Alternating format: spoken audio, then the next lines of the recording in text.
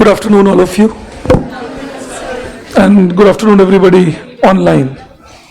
Good afternoon, Sahil. Good afternoon, Chanchal. Okay, so yesterday we stopped, I think, having talked on Green Revolution, and we had to talk on Evergreen Revolution. So we'll get into some mold there. Of course, I will add more value to it when I teach you India after 91. But right now, let's understand that what all was suggested for improving agriculture in India in the post Green Revolution phase. So what did we do? See, and just to put up a thing for you, that has worked also. Some policies government has implemented. So we have seen that the agricultural growth rate has been relatively healthy in India in the last 15 years, barring 2014 to 17, 2014 to 17 period when agriculture growth came down quite a bit. But other than that, agricultural growth has been quite decent in India in the last 15 odd years after we started implementing the programs on Evergreen Revolution. Till we didn't implement it, we had these issues. So let's see this. First of all, so they suggested that, first of all, this term Evergreen Revolution was coined by Professor M.S. Swaminathan. So he said that Evergreen Revolution means agricultural development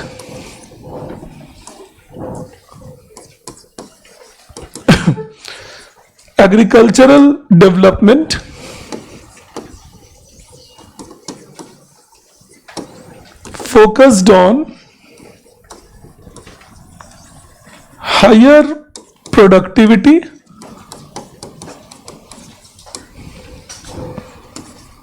along with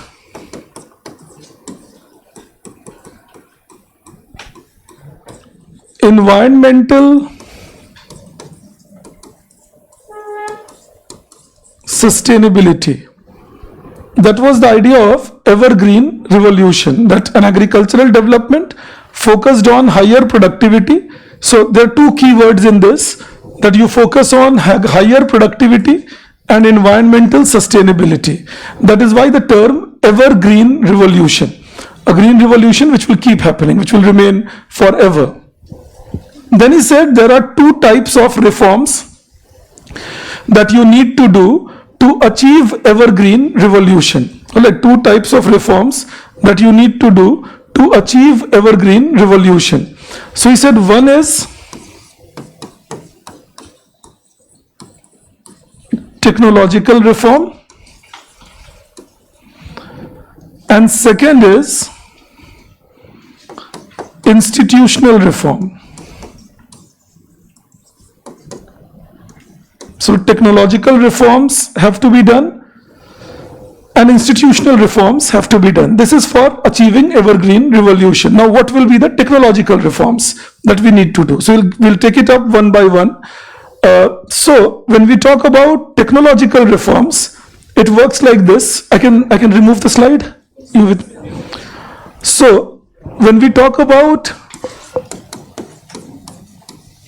technological reforms, we have some points on that. So one is soil reform. This is about informing people about type of soil and training them to make sure that the soil is used better. In fact, Professor Ashok Gulati, he is a very famous agricultural economist who works for ICRIAR. So Professor Ashok Gulati says that this is a brown revolution India can aim for. Soil being brown. So he said that this is a brown revolution India can aim for.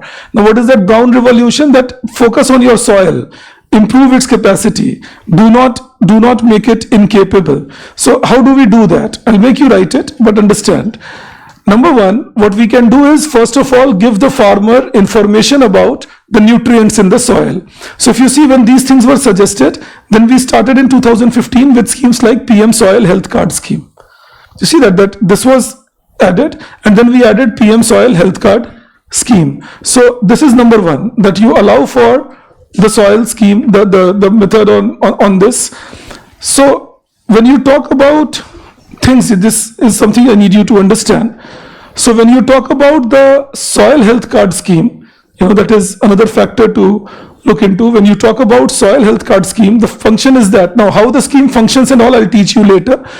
But the basic idea is that you try learning about quality of soil, you try learning about methods of production. You understand that is soil health card scheme that we go by. So आप पता करिए nutrients कौन से हैं, आप पता करिए water table कितना है. You understand that? But that is the idea in that soil health card scheme, that find out what kind of nutrients are there, what is the level of water table, how much is the humus content, how much is the moisture content. When you find all this out, you will be knowing how much fertilizer to use. You will be knowing what kind of irrigation facility can be used. We will be knowing what is the probability of a crop creating soil erosion. So once I know my soil well, I will be able to make it more productive. And then using things like bunding you have heard of, that making those small, hillocks kind of a thing to stop soil from eroding. So doing so small things like bunding, or making sure that you are not using that method of irrigation which results in erosion of topsoil. So if you do all that, then soil can be improved in quality.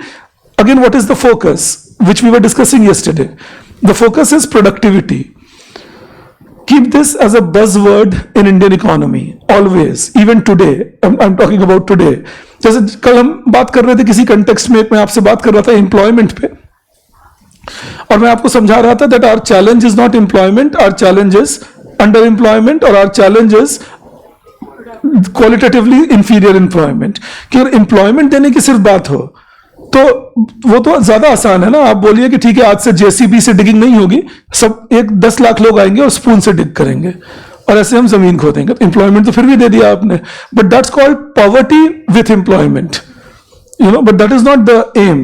And that is why I am internally always not exactly against, but I am not very happy about Manrega being our main thing of saving our villages.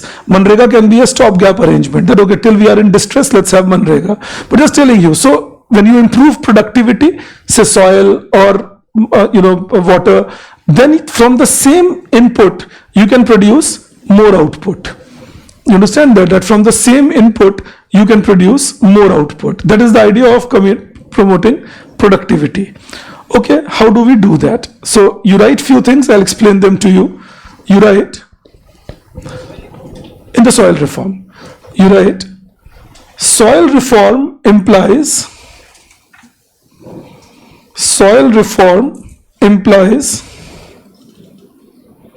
that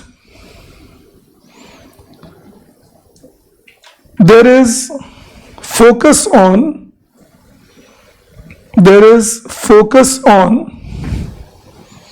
increasing productivity,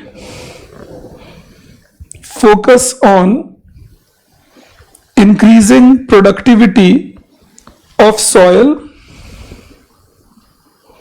by improving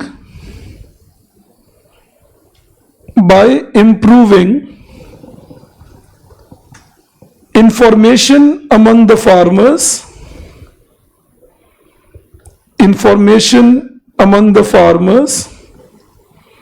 regarding quality of soil,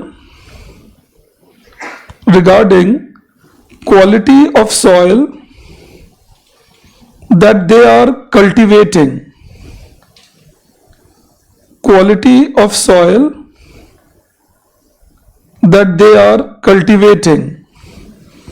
This can be done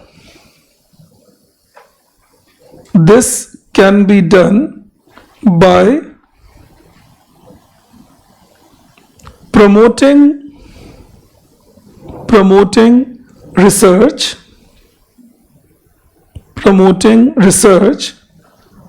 regarding type of soil, type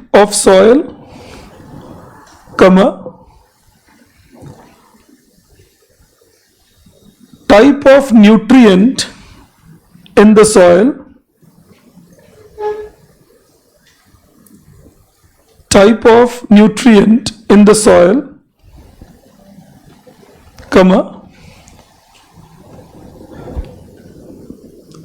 level of water table, level of water table, comma, moisture content, comma, humus content,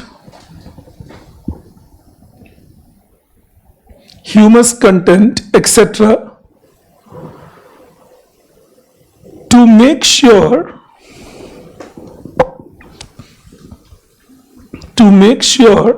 that the farmer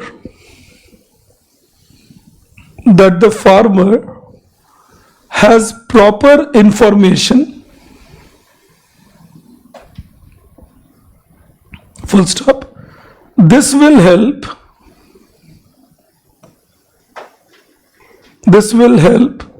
in optimum choice of fertilizer,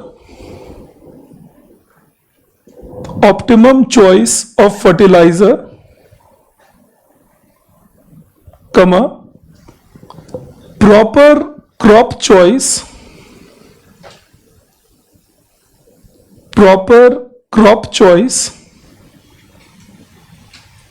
comma, improved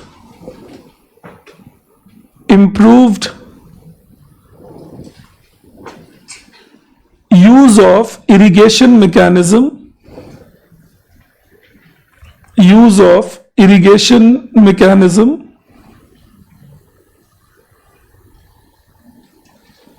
etc. All of these will also reduce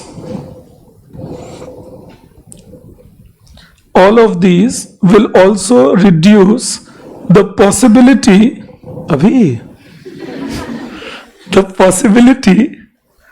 of soil erosion, comma, water table depletion,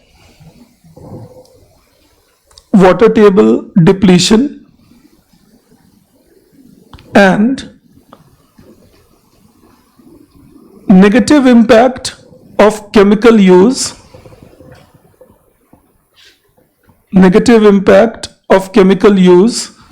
like salination. Okay, just in a bracket you write Brown Revolution referred by Professor Ashok Gulati. Just keep it in mind that you can use it in your answer writing, that soil revolution is Brown Revolution as referred by Professor Ashok Gulati. Okay, then the second thing that comes in apart from soil reforms, let's say B, within this is still technological reforms, the second thing is seed reforms.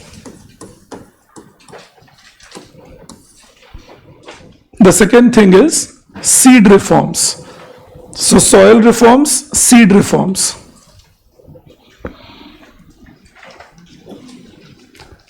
Now see, when we talk about seed reforms, it comes like this, that if there is a better quality seed that I am using. Now, how do I use a better quality seed? So there can be multiple ways, but just giving you an example. Say I do research and development, and I develop good hybrid quality seeds. I do research and development, and I develop drought resistant seeds. I work on my R&D, I develop flood resistant seeds. You understand that? That is seed development. Then I focus better, I can develop safer genetically modified seeds. I'll do this discussion with you when I'm teaching you India after 91. But in India, we have created an environment where if somebody says genetically modified seed, it's a problem part now. You understand that? So this is a challenge that we have. That as soon as you say genetically modified seed, nahi, ye kuch bahut kharab cheez ka naam le liye. And we have a very interesting culture in our country. It is growing day by day. I call it guerrilla warfare. That I will put an allegation and now you got to prove that allegation is right. That's a very interesting thing. It's like I say that, oh look, you are an alien. Now who should prove you are an alien? Me.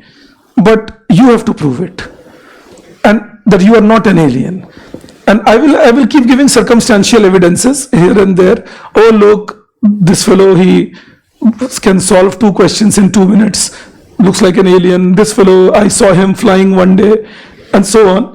And finally, the challenge is that unless you don't prove you are not an alien, people won't take you for not being an alien. That's a big challenge. I'll tell you why. You may find me a little out of context, but believe me, genetically modified crops.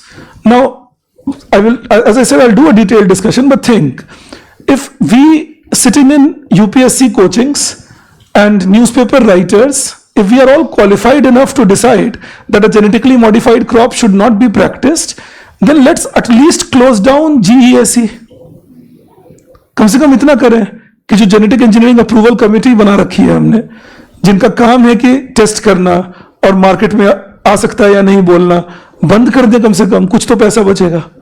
क्योंकि सारी खबर हम लोगों को तो यही, जो आपको यूपीएससी के लिए पढ़ा रहे हैं, जो अखबार लिखते हैं, वो आपको बता ही देंगे अप्रूवल ठीक है या नहीं, और वो आपको बताएंगे पक्का नहीं ठीक है तो कोई भी जेनेटिकली मॉडिफाइड क्रॉप इंडिया में नहीं ग्रो होगा. अंडरस्टैंड? इसके नोट्स मत बनाना, सरकास्टिकली बोल रहा हूं. Now, why do I say that? Because if I have a GEAC and the GEAC is saying that, okay, there is a GM maize that you have come up with, and this GM maize you can go for experimenting in the field whether it is fit enough to be cultivated or not.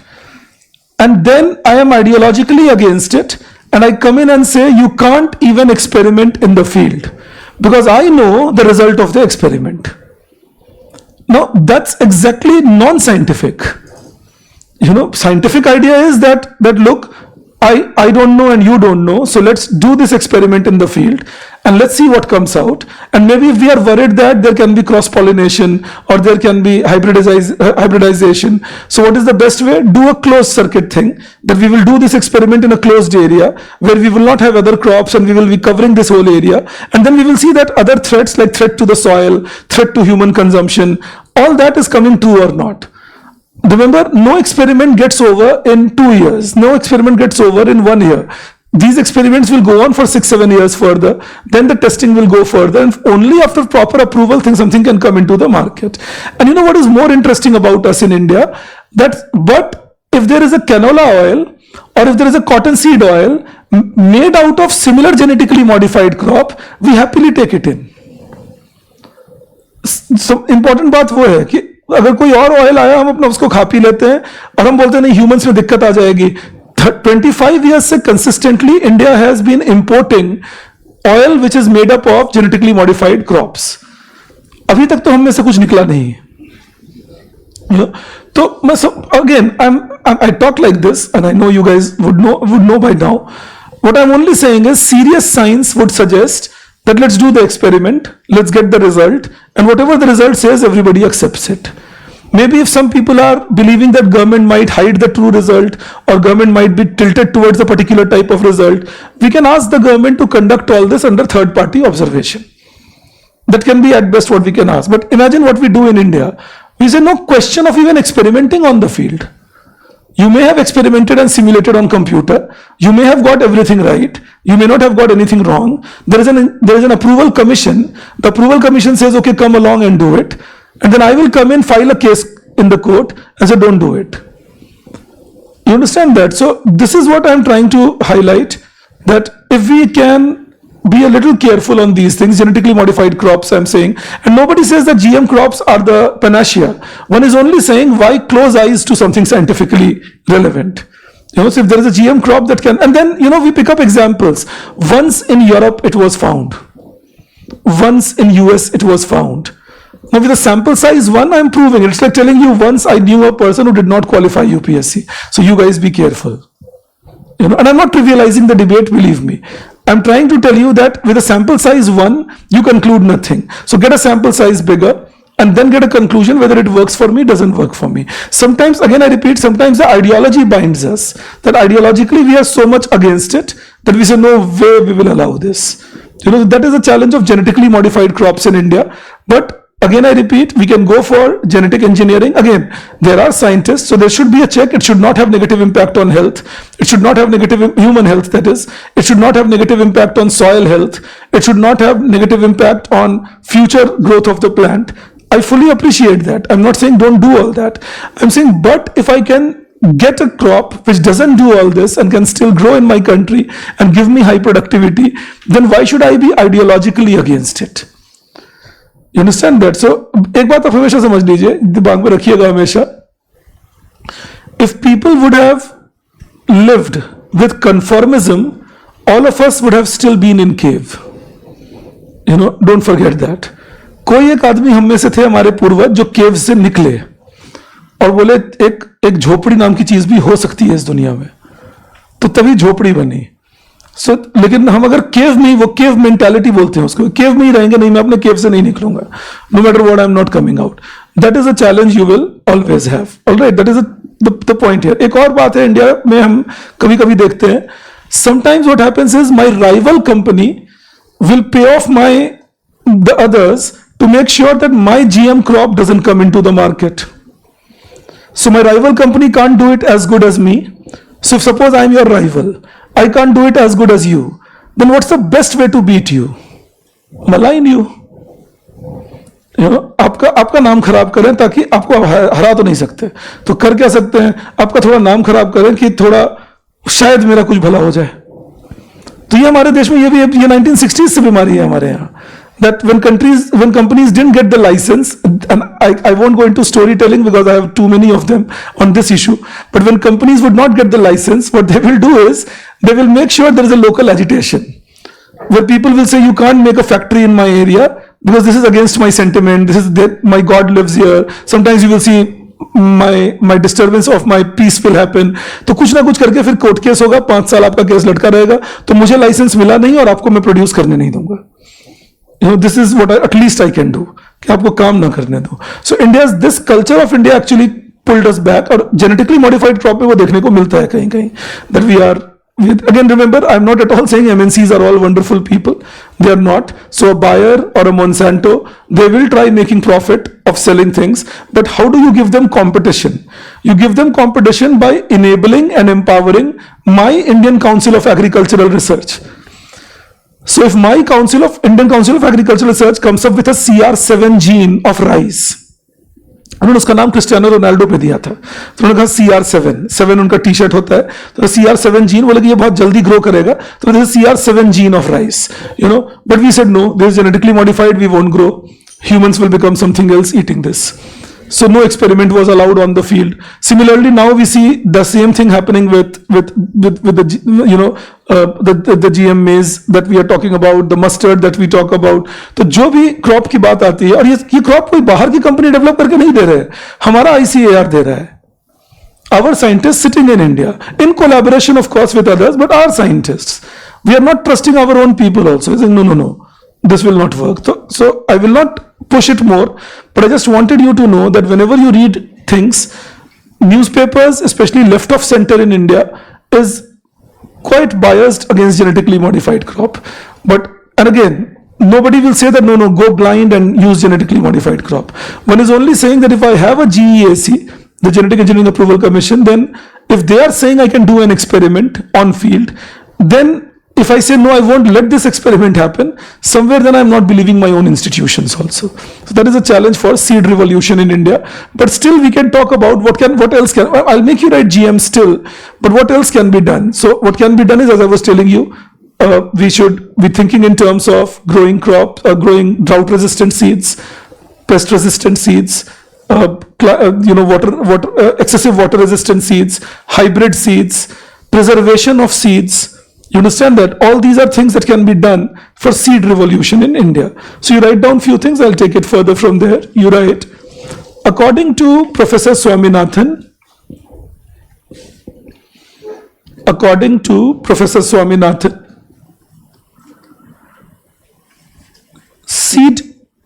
seed revolution implies producing better quality seeds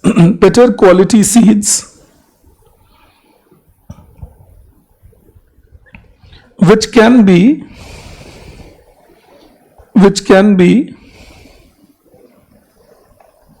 more productive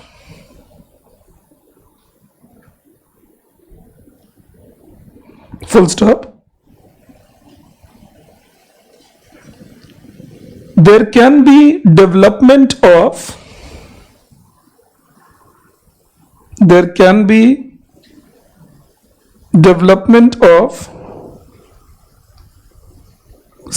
climate resilient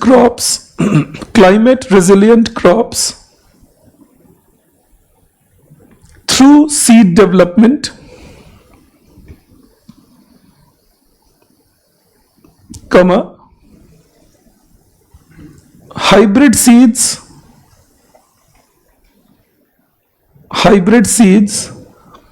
for higher productivity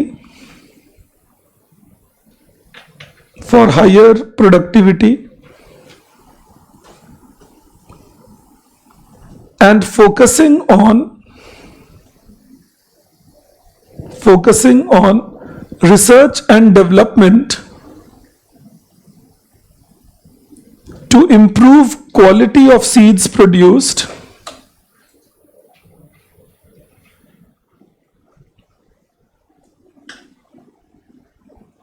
using support of Indian Council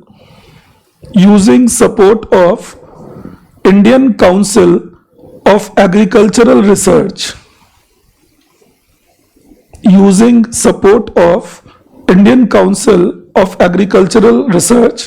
and Indian Agricultural Research Institutes.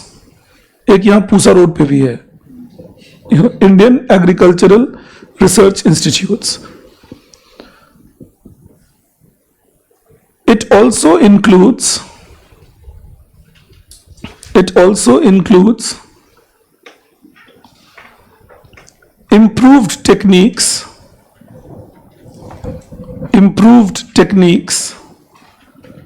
and information to the farmers, regarding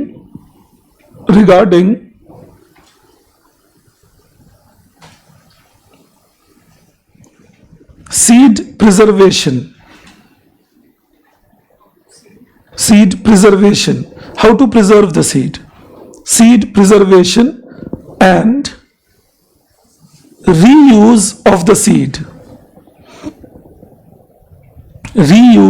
seed. How many times can you reuse it? All right, so if you reuse it too many times, the productivity goes away. So ideally then, for a hybrid seed, don't reuse it. For a non-hybrid seed, maybe you can use it, 1/3 of the seeds can be replaced every year. That's a standard rule. Now it doesn't apply everywhere. This is a standard rule कि अगर hybrid है तो एक साल use करिए, अगले साल मत करिए, और अगर नॉन हाइब्रिड है तो 1/3 of the seed रिप्लेस करिए हर बार. ऑलराइट, seed replacement मतलब क्या है? Don't buy a new seed rather than using the seed of the old plant. That is called seed replacement. Preserving a seed का मतलब क्या होता है? Preserving a seed means that I'm growing a plant, the plant ripens, it will have seed in it. I preserve that and use that to grow the next crop. You understand that? So for hybrid ones, the suggestion is don't reuse them. For non-hybrid one, the suggestion is reuse them, but replace 1/3 every year. Only that is standard suggestion. Now, as I said, may not apply every time, but that's the standard suggestion. Okay. Now, see, it's by developing them in a controlled atmosphere. All right, so you take the plant and you incubate it, and you develop the plant in a controlled atmosphere, and you produce your new seeds. All right, so seed का पूरा business है, seed producers का पूरा एक business होता है. वो plant को use करते हैं, seed production के लिए ही करते हैं. एक agricultural farmer है पंजाब में, उनका नाम है फूमन सिंह. तो फूमन सिंह कैरेट्स ग्रो करके 2 लाख रुपए 1.5 लाख रुपए पर मंथ कमाते हैं. अब तो 1.5 लाख रुपए कैसे कमाते हैं? 1 lakh rupees he earns by selling his carrot to companies, industries, and he has around 30 acre land and almost everything used for carrot. तो 26 एकड़ पे कैरेट ग्रो करते हैं. आप कभी उनको गूगल सर्च करिएगा, फूमन सिंह को, आपको मिलेंगे वो. ठीक है, तो 26 एकड़ वाट पे आपको कैरेट ग्रो करते हैं, और बाकी 3-4 एकड़, अब तो 60 एकड़ जमीन भी किराए पे भी रहते हैं जमीन, और बाकी 4 एकड़ जमीन पे कैरेट सीड्स ग्रो करते हैं। कैरेट को ग्रो इसलिए करते हैं कि इससे सीड निकाल कर बेचूंगा फिर, तो वो कैरेट सीड की अलग से कल्टीवेशन का टेक्निक होता है, मतलब किसी भी सीड का फॉर दैट मैटर वो टेक्निक है। Okay, then good afternoon everybody who is join me now, I just saw your messages. Okay, yeah, it happens like that.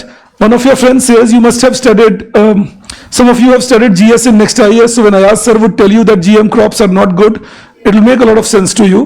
When I tell you these things, you won't be able to negate that. That's how academics is. You know, that is why me and Ayaz sir are good friends. We complement each other nicely.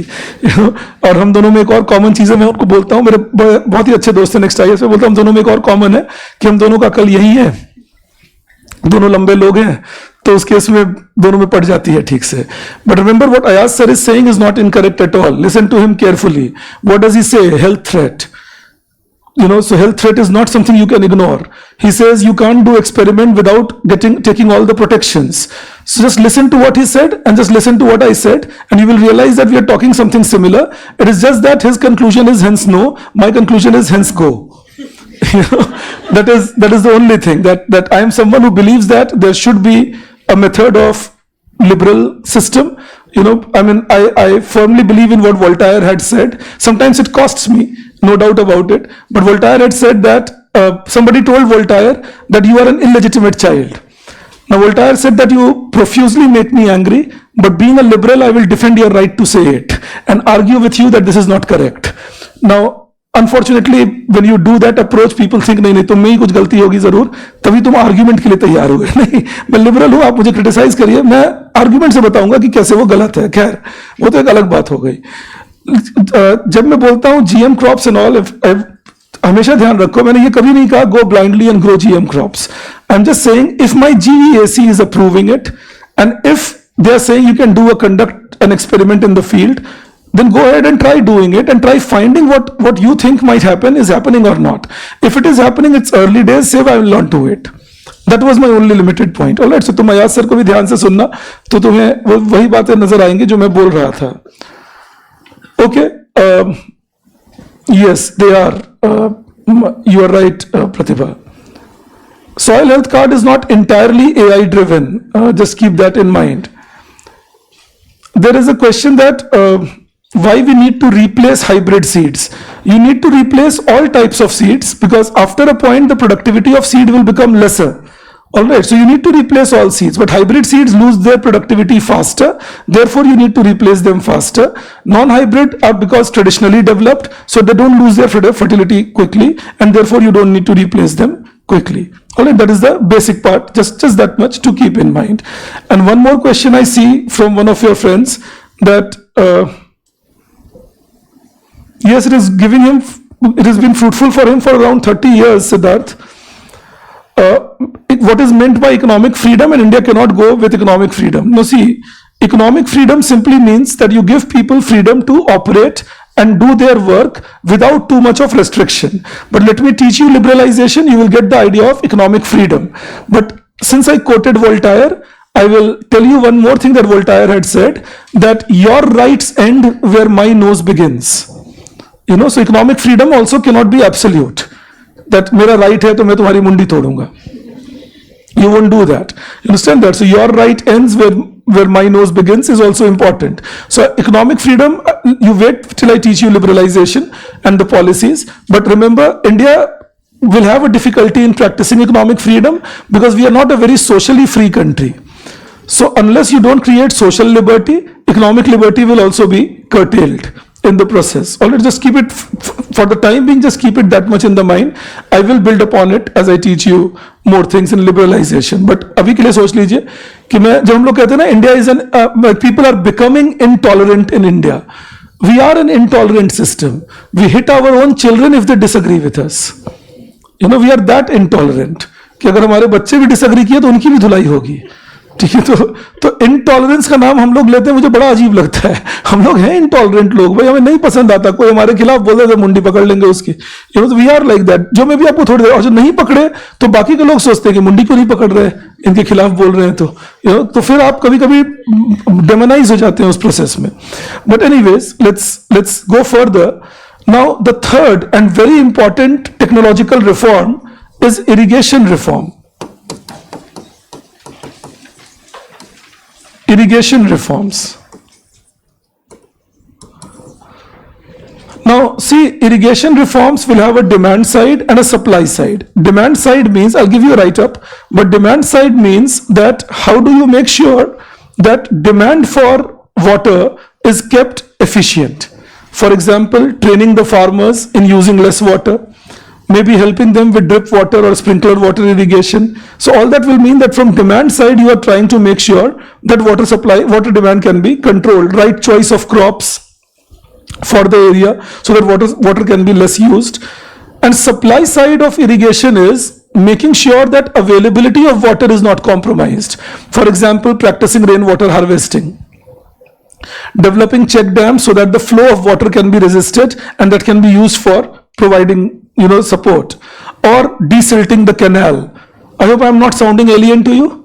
You understand that we have canal irrigation, but canals, if you don't clean them up, then the silt deposits happen and the cracks can develop and that can lead to water loss. So if you desilt the canal, cover the cracks, it will mean that supply of water will not be compromised. Or using localized sources of water, promoting more pond water irrigation, tank water irrigation, rejuvenating a local river. If we can focus on that kind of irrigation helps better, rather than telling people that just go on pumping your water from ground, using your bore wells and keep using that water. Now that will keep depleting the water table or the groundwater table. So that is the challenge that one has. All right, so this is one factor to keep in mind. So now we take a write-up on this. You write, irrigation reform is important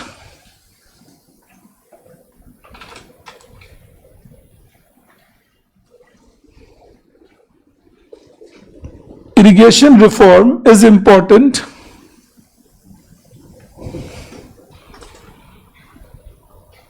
because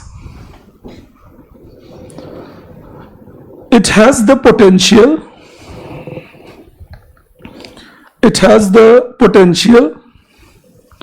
to increase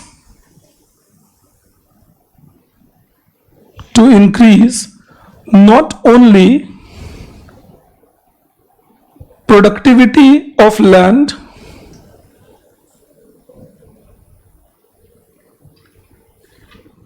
but also to improve sustainable use of water.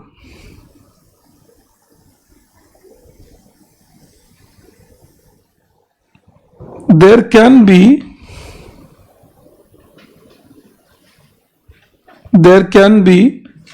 demand side reforms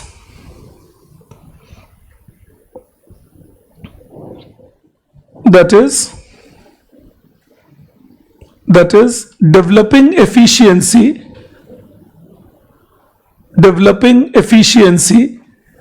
in use of water. I repeat, there can be demand side reforms, that is developing efficiency in use of water, and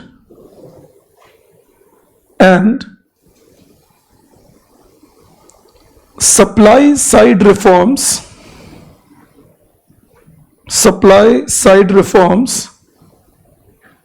that is assuring regular availability of water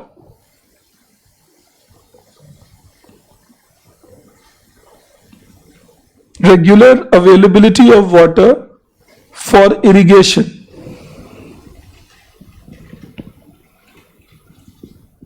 Change the paragraph. Demand side reforms consist of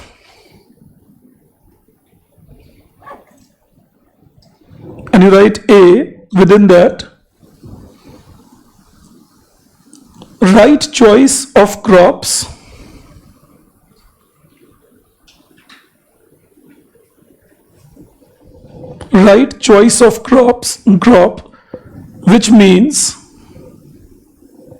which means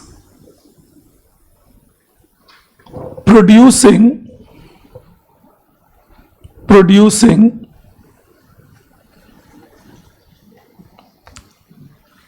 water intensive crop only in areas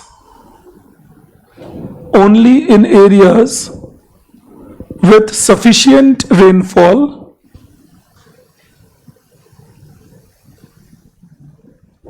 and high water table. Sufficient rainfall and high water table.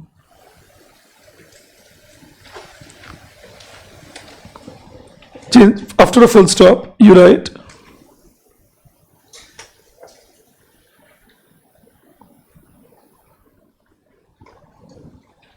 second point. It also requires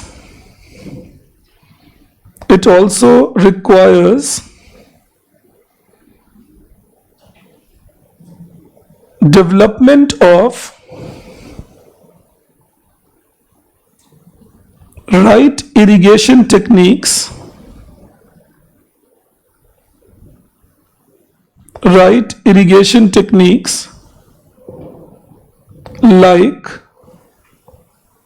drip irrigation for row crops.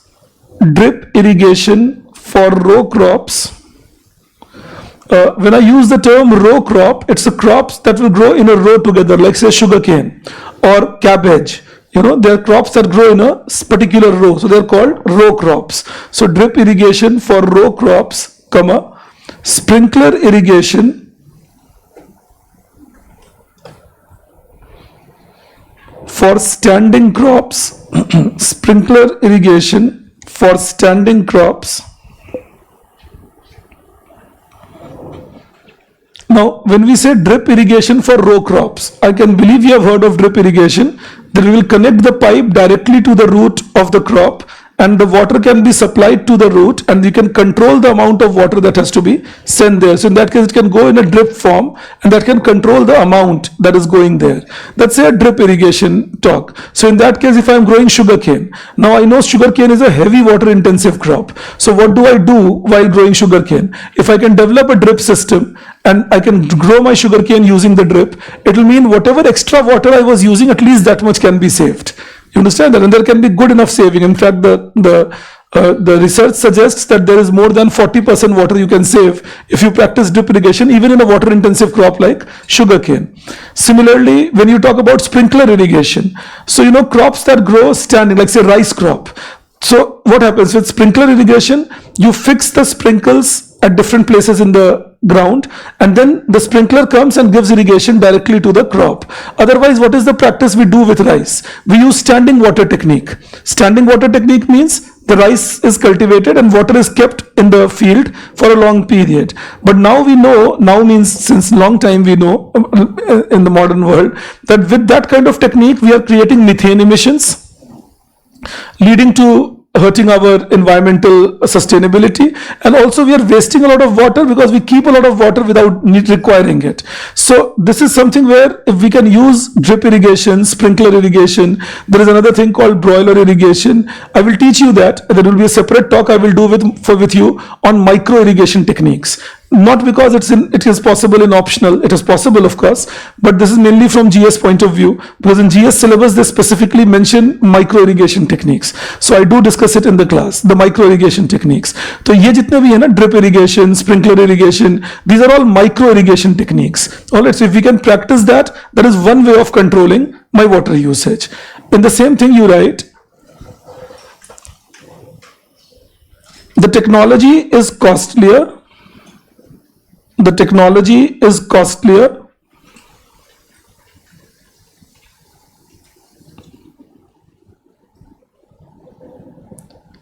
but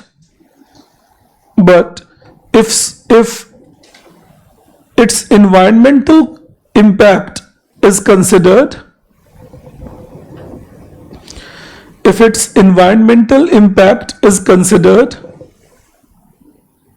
then it can qualify as a merit good if its environmental impact is considered, then it can qualify as a merit good. All right, I hope you recall merit good, something which is for welfare of all. Why do we say if environmental impact is considered? What is the concern there? That if we realize how much water we can save, then the extra expenditure doesn't look more. You understand that? So it's about recognizing its true economic cost. So if we realize the green impact, then it's okay in subsidizing and creating the structure. And once you do it, you have a method of cultivation. Of course, it has its own limitations, but you have a method of cultivation superior than what we are practicing at the moment. Then third, you write, this is third point in demand side reforms. एक बार फिर बोलोगे please. Merit goods की बात कर रहे हो? अच्छा देखो, अगर मैं ड्रिप इरिगेशन यूज करता हूं तो ज्यादा जो मेरे खर्चे हैं वो बढ़ेंगे, क्योंकि ड्रिप इरिगेशन की पूरा स्ट्रक्चर बनाना पड़ेगा, उसकी पाइपिंग करनी पड़ेगी, वो कॉस्टली आते हैं, तो वो खर्चा लगेगा मेरा. तो अगर एक किसान से हम एक्सपेक्ट करेंगे कि वो ड्रिप इरिगेशन करें तो चांसेस कम है, क्योंकि उनको लग रहा है पानी तो है ही, मैं वही यूज कर लेता हूं, ड्रिप से क्या फायदा है. लेकिन अगर गवर्नमेंट रियलाइज करें कि इसका इन्वायरमेंटल बेनिफिट क्या है, that if I'm using drip rather than regular irrigation method, I will save a lot of water in growing my crops, तो उससे सभी का बेनिफिट होगा. तो उस केस में ये गुड एक तरह से मेरिट गुड बन गया. ठीक है, तो अब सरकार अगर सब्सिडी दे दे कि अगर तुम ड्रिप प्रैक्टिस करते हो तो हम तुम्हें मदद कर देंगे इंस्टॉलेशन में या रिपेयर में, और तुम फिर उसका बाकी का कॉस्ट बेयर कर लो. सो फार्मर को भी बेनिफिट है definitely, less water use and so on, और गवर्नमेंट को भी बेनिफिट है. इससे एक और बात क्या है, हम ऑलरेडी इरिगेशन पे जरूरत से ज्यादा सब्सिडी दे रहे हैं, और मैं क्यों कह रहा हूं जरूरत से ज्यादा वो सिखाऊंगा बाद में, but we are already giving a lot of subsidy on irrigation which is not very viable. So if we can start training, at least training the farmers in using a better quality irrigation method, then that subsidy or that kind of investment is still okay. You understand that? But going on giving subsidy, आज देखो जब हम subsidy देते हैं, we subsidize electricity, we subsidize the bore wells, तो result क्या होता है? People will switch on the bore well at night, go off to sleep, wake up in the morning with the water flowing away from the field, excessive water use, so electricity भी overuse होता है, water भी excessively use होता है. And that is something which is wastage. So if we can shift our patterns, that is a merit good argument. ठीक है? Okay. You write within this, then third point, you write, there should be correct choice of cattle feed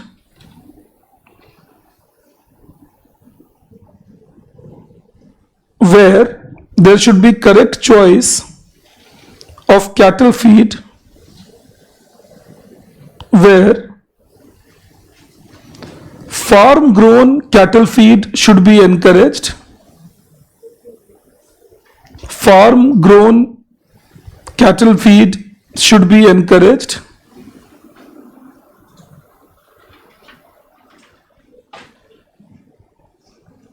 rather than processed cattle feed.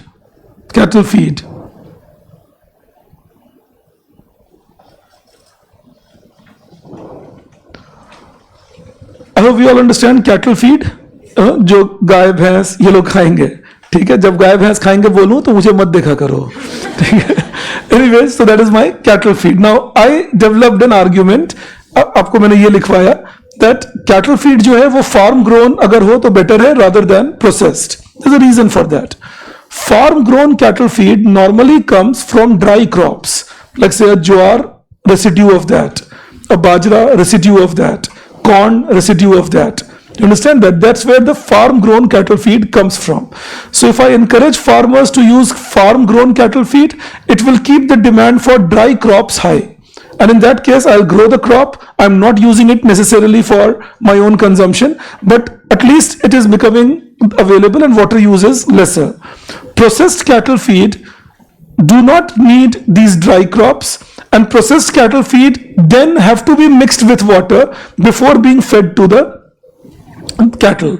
Now that means more water gets used as I use processed cattle feed compared to when I am using farm grown cattle feed. So again, it's a habit. So if we develop that habit, back among the farmers that look, go for a farm grown cattle feed, it's cheaper for you.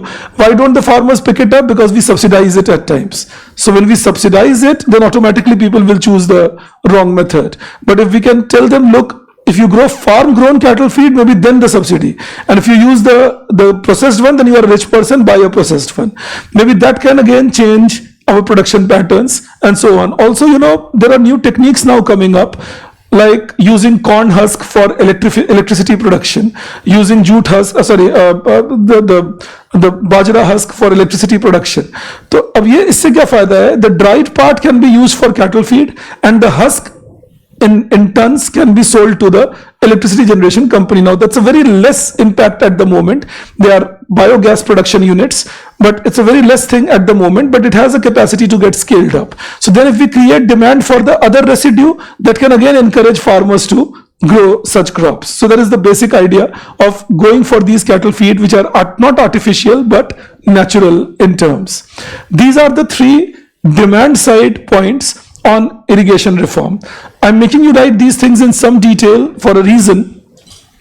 It's possible sometimes you can have a question to answer in 150 words or sometimes 225 that write only on technological reforms. Sometimes it can be write only on institutional reform. Irrigation reform, sometimes it can be only irrigation reform. Seed and soil, I don't expect them to ask you a singular question, but irrigation reform, it is possible, very much possible, that they will ask you to talk about a single part on irrigation reform. So these are things we should keep in mind, that even individually questions can be put to us in the optional paper. GS paper, they won't push you to that extent, so there will be a generalized question, but optional they will. Okay, you write next then, you write, supply side reforms are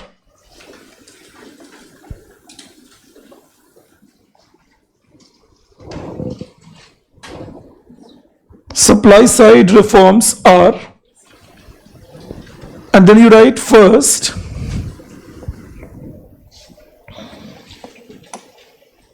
promotion of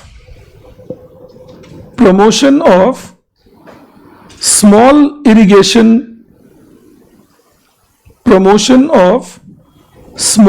irrigation structures like check dams, CHECK and DAMS, check dams, rainwater harvesting pits, PITS, rainwater harvesting pits, etc., to assure that natural source of water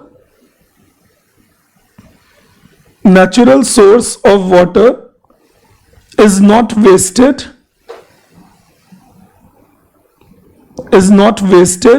and groundwater table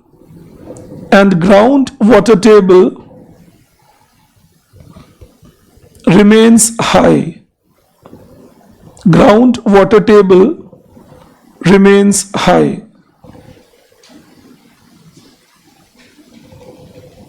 All right, that is one thing. Then you write second, promoting local sources of irrigation,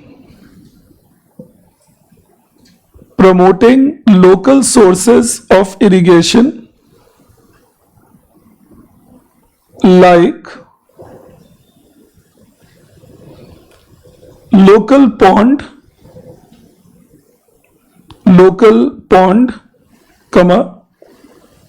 river,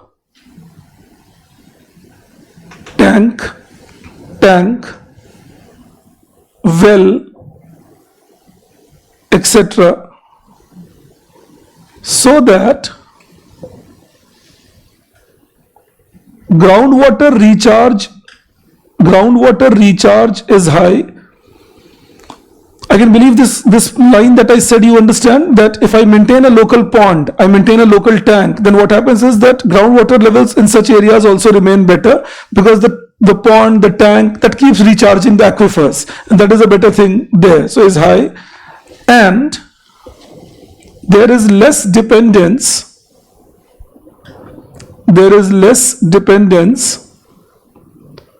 on artificially extracting water,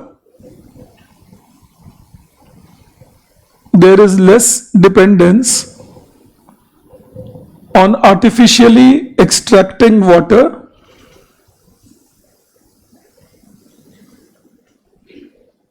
for irrigation. And then you write third, improving the structure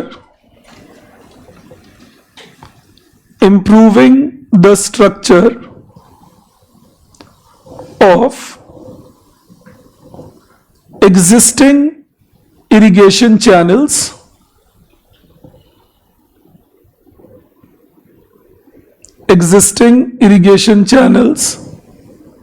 like canals, full stop. This can be done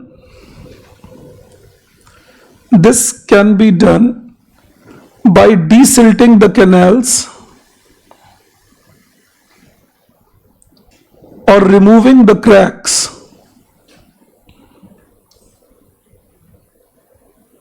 Full stop. Structural support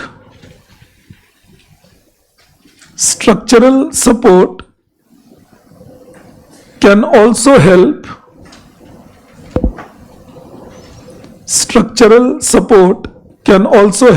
in assuring that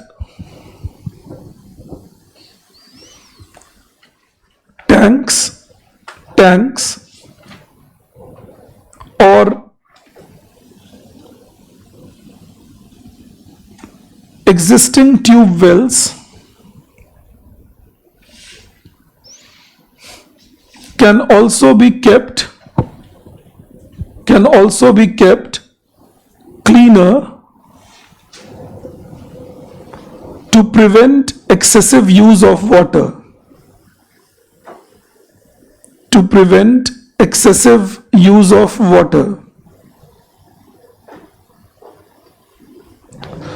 Okay, so that is demand side and supply side reforms that we talk about for irrigation. Again, I repeat, if somebody talks to you on technological reforms, soil, seed, irrigation, R&D, some people tell you that R&D can be a point. Now, R&D actually is a common point. You need R&D at each level. So R&D doesn't become a point separately. R&D will keep coming in when you talk about seed, when we talked about soil, again when we will talk about storage and all of food. So that all will need R&D for promoting things. So don't write R&D as a separate point. It's more like an extension service in agriculture, which is needed at each unit when you move. Okay, that is one. Then the second thing is, after technological reforms, we talk about institutional reforms. That is the second aspect, institutional reforms.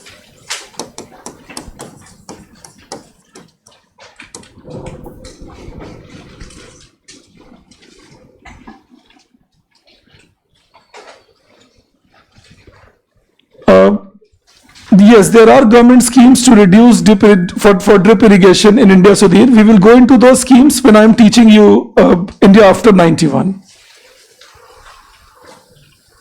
Correct, Anushka. Okay, there is another thing, question that I'm asked, that with climate change, the rainfall is varying. I have been since morning in this room only, so I don't know what's happening outside. And honestly, 8 o'clock I was here, then 11:30 I was here, now I'm here with you. So maybe I plan some bed and all something over here. But jokes apart, the rainfall we see in Delhi this year is something less heard of. I was told this by Sikandar sir, he teaches geography. मैंने बोला आप बताइए ये global warming का असर है, कैसे क्या हो रहा है, सब बातें हो रही थी. So climate change is a challenge, no doubt about it. But remember, severe flooding is not because of climate change. Severe flooding is also because of structural deficits. So if I don't develop the structure well, a severe flood is more often seen. So I have to be conscious. I'll have to use data in order to make sure which areas can expect surplus rain, deficit rain. I will have to keep. Why do you think meteorological department's predictions started going a little wrong, say last year? They were still using the models they had developed around 9 years back.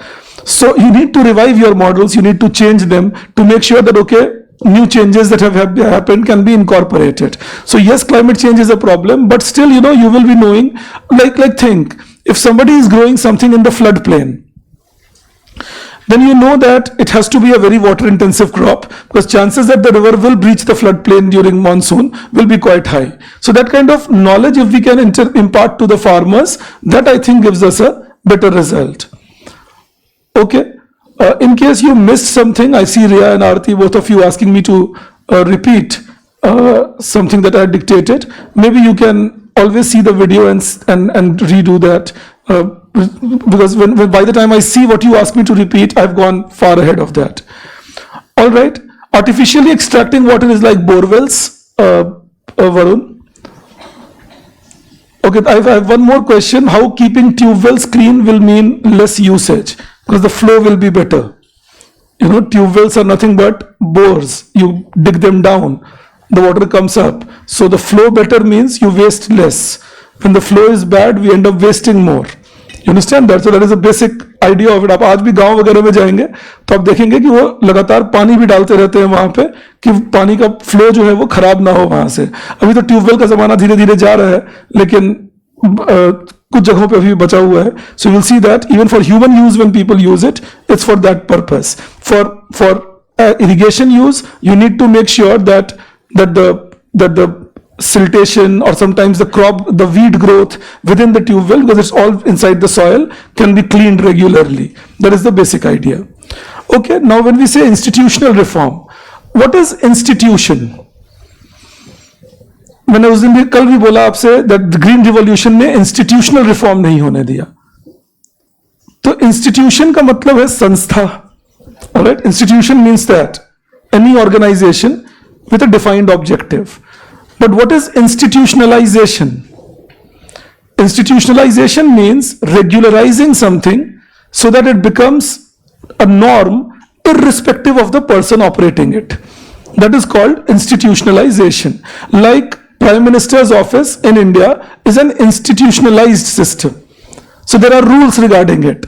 That okay, the Prime Minister will be this person. By chance something happens to the Prime Minister, who is the next in command. By chance something happens to the next in command, who is the next in command. What are the terms and conditions in which he or she will be elected? So what does that imply? That you have an institutionalized mechanism in which things go on their own. Things are not working on the discretion of somebody. Similarly, when we say institutional reforms in agriculture, think now. It is not that farmers before 47 or before 75 will not get loans in the village. But imagine, okay, I'll make it simpler for you. If I am a money lender, you are a farmer, I'm giving you a loan. Will that loan rate be similar for all farmers, or will it start varying? Will it vary according to a rule, or will it vary according to my discretion? That's non-institutional. You understand that? But if you have a credit mechanism, in which case the loan rates are fixed and they can vary, but they can vary with criteria involved, that if this criteria is fulfilled, then loan rate is this much, this criteria is fulfilled, then loan rate is this much. So if that is what happens, then we say that is an institutionalized mechanism. That is institutional reform needed. Even without an institution, if I grow something, I will go to sell it. You understand that? Whether you make an institution for it or not. Even without an institution, I will take loan from somebody to buy my inputs. Even without an institution, I will try knowing about the weather, about the soil, and so on. But when you institutionalize it, what happens? There is a credit-based institution. So there can be big, larger banks who may be giving priority sector lending to agriculture. There may be smaller banks who might be giving loans at a micro level to the farmers. And then there can be microcredit institutions. And the microcredit institutions may find it difficult to locate people. So you encourage the farmers to make self-help groups. So the farmers make a self-help group. There are 20-25 people together. They approach the lender and they then distribute money among themselves, and then they can pay back together. That's institutionalized. Everything has a rule. Everything has a process.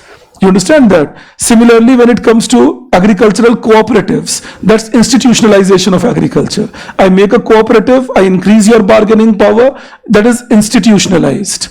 All right. Similar thing applies on a farmer producer organization.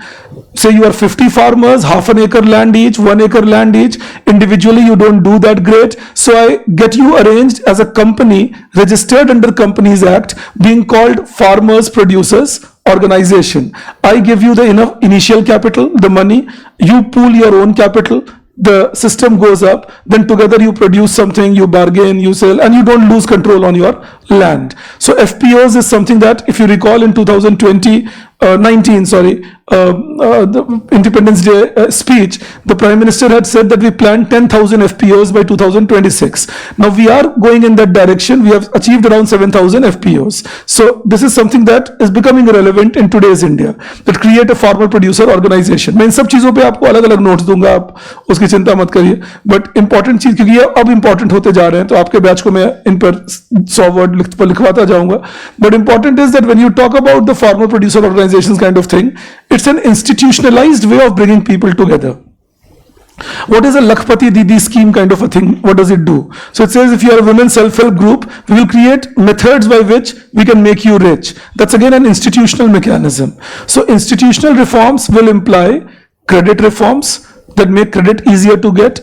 Institutional reforms will imply talking about upstream marketing reforms, that whatever challenges you face in protection of your crop, कोई जानवर घुस गए, कोई paste घुस गया, तो आपके crop का प्रोटेक्शन नहीं रहा, तो उसके लिए क्या किया, एक इंस्टीट्यूशन बनाए, that crop will be protected with fencing, crop will be protected with pesticide sprays. Maybe there can be, when the pesticide is sprayed by humans, many times they suffer from illness, so okay, let's have drones which will spray them. That all is the idea of institutional reforms. Also, institutional reforms will represent downstream problems of marketing. Once you reach the market, what all challenges you face, like traders cartelize among themselves and they don't let you sell at a right price, or the cold storage chain might be missing, or drying and measurement facilities might be missing. You understand that? So all that is institutional reform. And then the extension services, insurance facility, research and development facility. If you develop all that, that institutional reform will imply, or these set will imply, that with technical reforms, productivity goes up, the land and soil requirement will come down, sustainability goes up, income levels will go up. Of course, all this goes without saying that with that, you need to make sure less farmers on the land. And how do you make sure less farmers on the land? By making sure there is rural infrastructure development, rural industrialization, and skill and development given, skill and training given, so that people diversify and join other fields. So somebody can be a carpenter and somebody can be a tailor, somebody can be a cobbler, rather than everybody being a farmer. You understand that? अब ये कहाँ से आता है? ये rural system के hierarchy से आता है. ठीक है, एक सोशल हायरार्की बनती है, तो वहां से लोग ये काम करते हैं. जैसे लैंडलेस फार्मर होने पे आपकी ज्यादा बेइज्जती होगी, लेकिन 2 एकड़, आधा एकड़ जमीन भी है तो आप खुद को किसान बता सकते हैं. तो आप ये नहीं बोलेंगे मैं लैंडलेस हूं, तो आधा एकड़ जमीन पकड़ के लोग बैठे हो तो इसको नहीं बेचूंगा. लेकिन अगर आधा एकड़ जमीन से आप निकल के किसी फैक्ट्री में काम किए तो आप फिर लेबर हो गए. तो कुछ लोग आधा एकड़ जमीन पे खुश हैं कि नहीं, ये मैं लेबर नहीं बनूंगा. So if we start changing that mindset, that focus more on your betterment and focus more on your growth rather than anything else. So social structure is based a lot on human behavior. What is a society? Imagine it's a human construct. Same is an economy. It's a human construct. There is nothing natural about it. Family is a human construct. ये सब हमने बनाया है, ये सब हमारे imaginations की creation है. Money क्या है? Human construct. ऐसा थोड़ी कि naturally भगवान आते हैं बोलते लो भाई पैसा, ऐसा होता है. We created something called money. We created something called society. We created something called economy. So we can change the way it thinks. My purpose was that what is natural you can't change. That's difficult. But what is not natural, what is a human construct, can always be changed. What is the difficulty? Our rural areas have been living with this kind of thinking, lack of freedom, etc. for hundreds of years. So the thinking is well established. Urban areas में भी है जहां बहुत बार देखेंगे लोगों की thinking well established है, आप उनसे आर्ग्यूमेंट ही नहीं कर सकते एक लिमिट के बाद. लेकिन रूरल एरियाज में तो और भी ज्यादा है, that the thinking is well established, you know, and that becomes a challenge. per se. So that just keep it like that in the mind, that once we start changing that, people, if they agree that okay, I'm better off being a cobbler than doing nothing, I'm better off being a carpenter than doing nothing. So once you change that, then things will start changing. So all these are needed, but of course for agriculture, technological and institutional. So I'm giving you a write-up on institutional reforms, then you take them down. Again I repeat, the question can be asked together and the question can be asked individually. So be prepared for both sides. Okay, you write institutional reforms refer to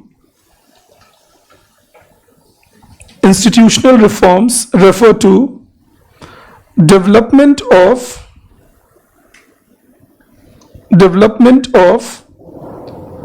long-term institutions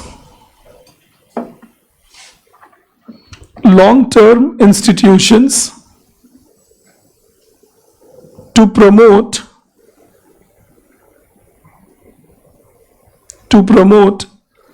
agricultural efficiency.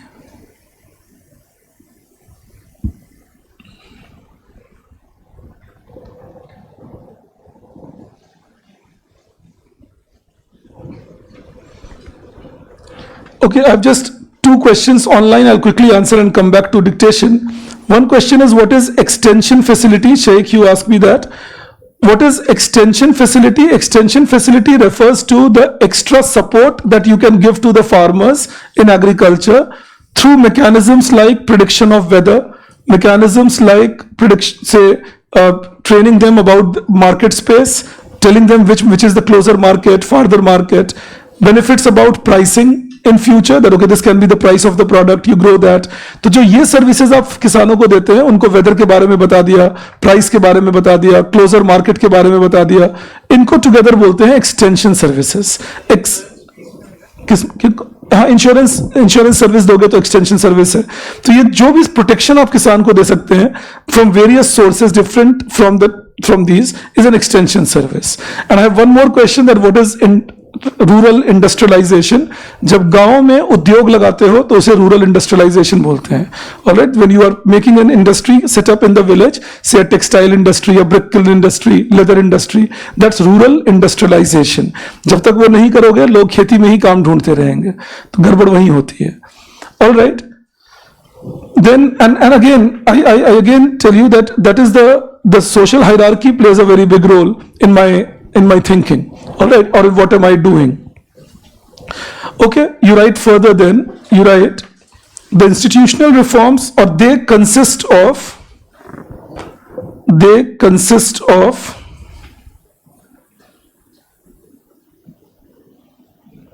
and you write first credit reforms,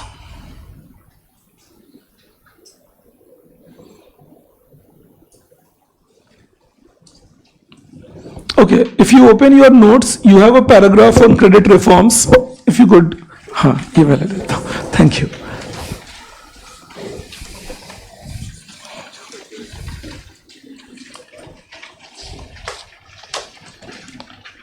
So, if you could come to this page number 29, you will see improving the credit system.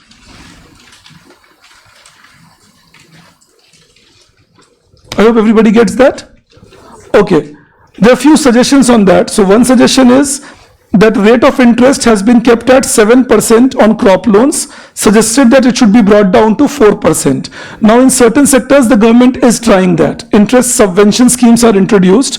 All right, interest subvention scheme means that the interest rate will be that much lesser than the market rate. Say for example, if I say that in the Matsya Sampada Yojana there is an interest subvention scheme of up to 5%, just giving you an example, then that means that if the market rate is 12%, then farmers in Matsya Sampada Yojana will get loans at 7%, minus 5%. So whenever we say interest subvention scheme, it simply means that you subvert the interest rate by that much amount. So whatever is the market interest rate, that much lesser will be charged, which is mentioned in the interest subvention scheme. So suppose if my interest subvention scheme is for 3%, if the market interest rate is 10%, then interest subvention will give me 7%.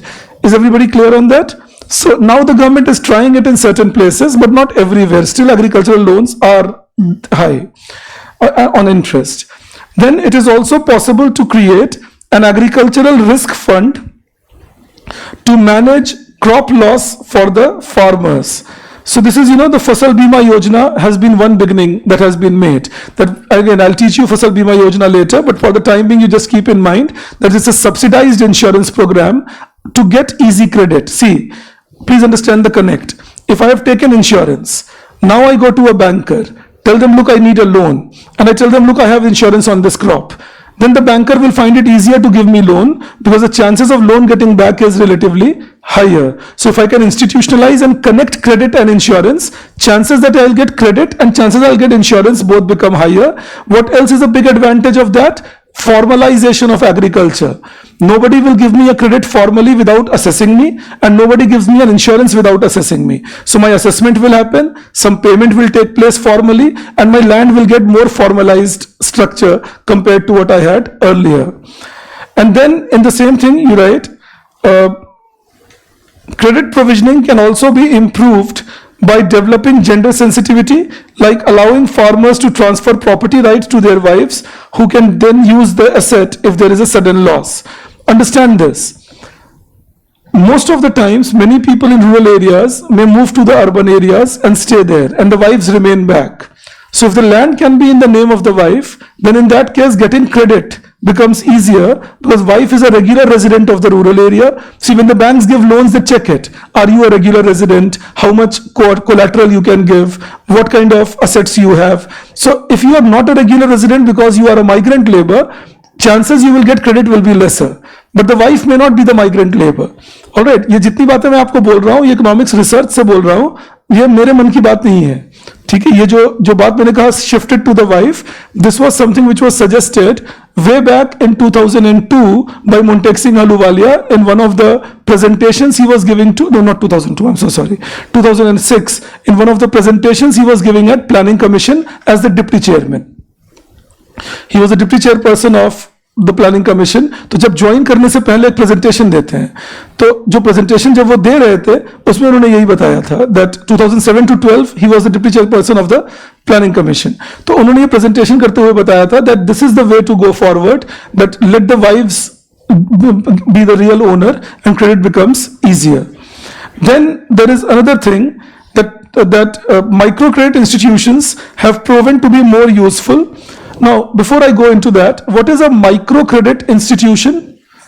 It is a credit mechanism which will have a smaller size. That is a microcredit institution. It will target maybe 100 people or 200 people, 500 people, and it will target people who are all known in the vicinity. That is why the name microcredit. That you are individually targeting people and you are giving them loans.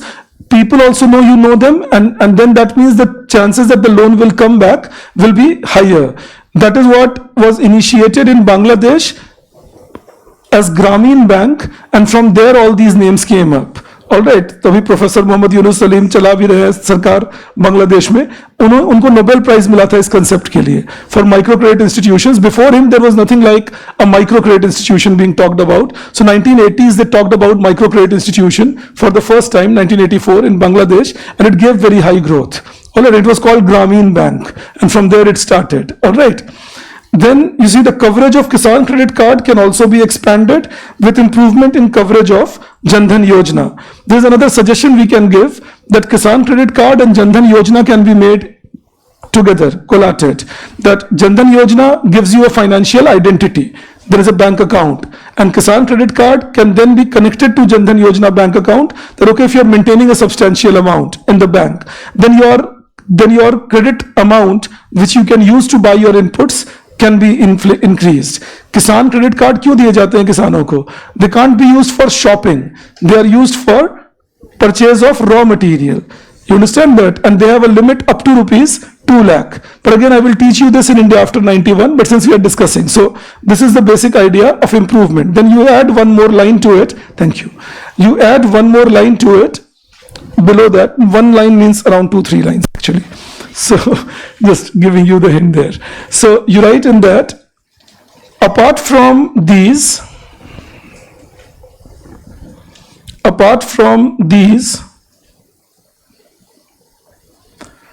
credit facility can be developed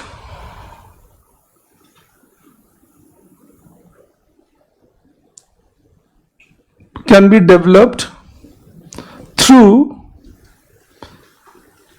self-help groups.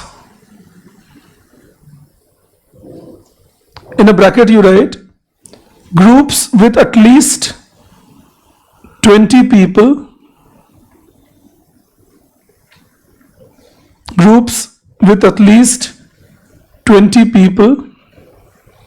and developed for a common purpose.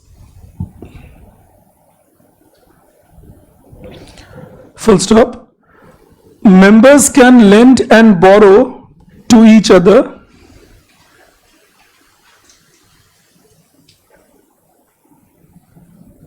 Members can lend and borrow to each other, and government also provisions funding for them.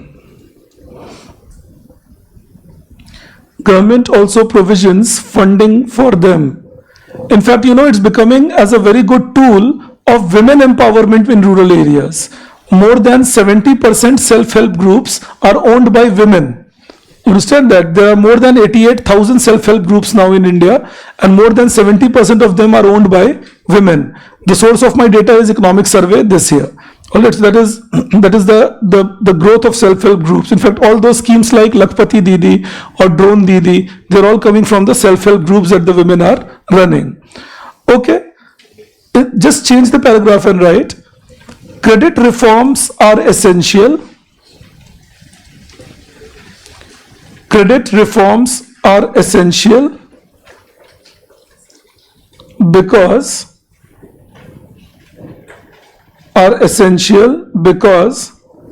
cheaper credit will provide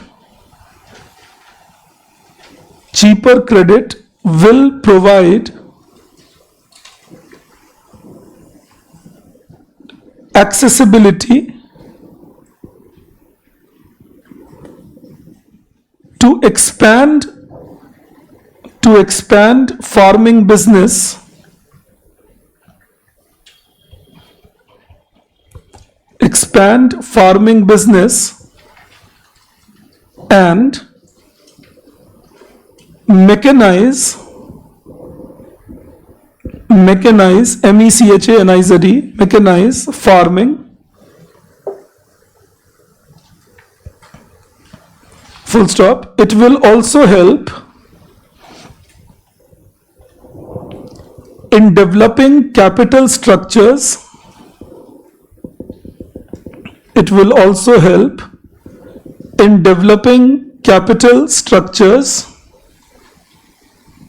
Like cattle shed,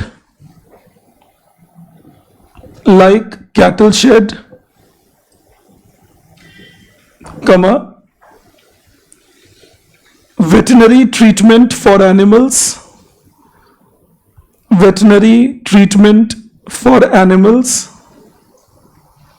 etc.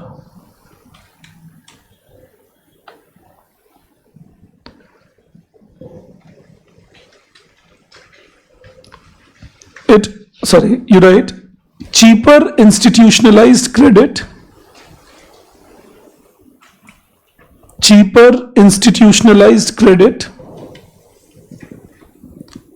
also reduces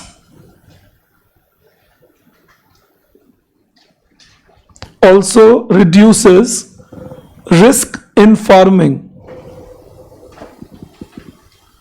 Cheaper institutionalized credit also reduces risk in farming. All right, why the risk? Because if I have a cheaper credit, I can at least farm and I can take a risk that, okay, if something goes wrong, I don't have too much of an interest burden.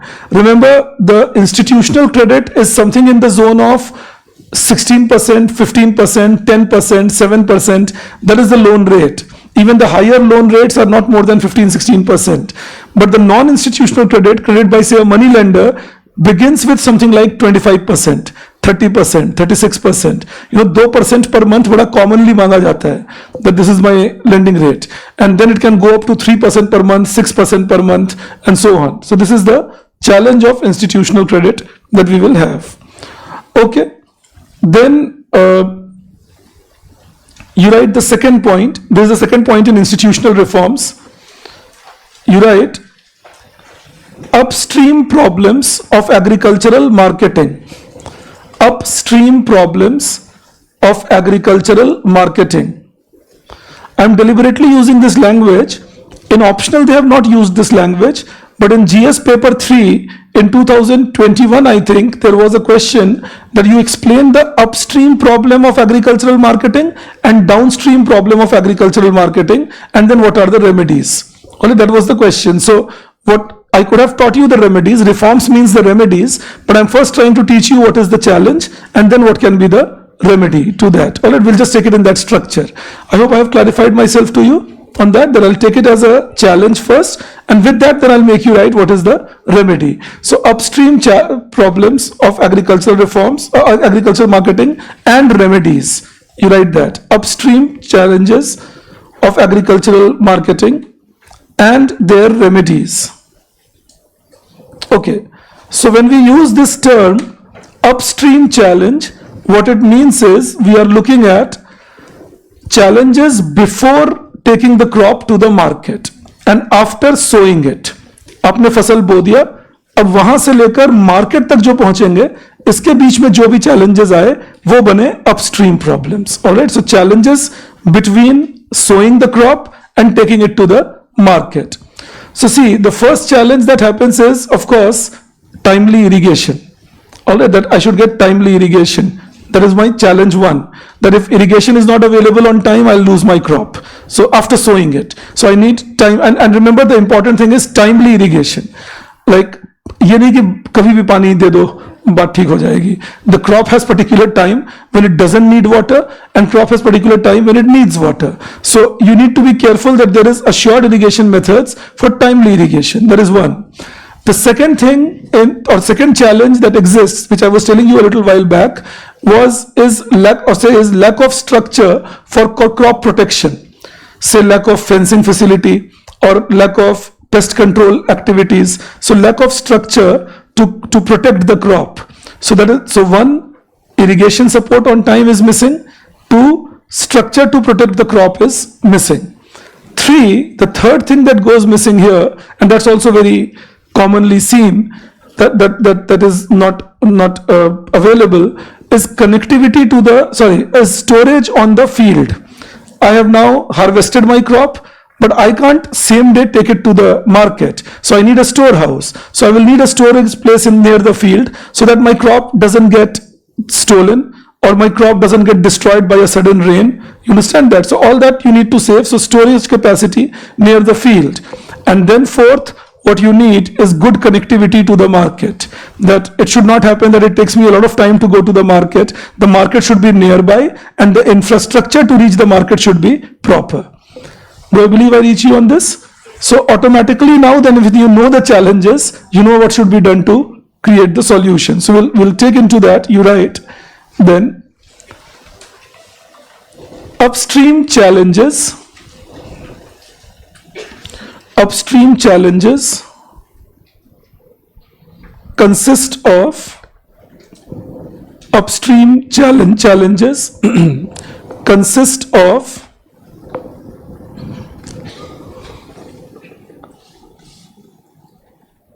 lack of timely availability of irrigation points. Yeah, lack of timely availability of irrigation, which can lead to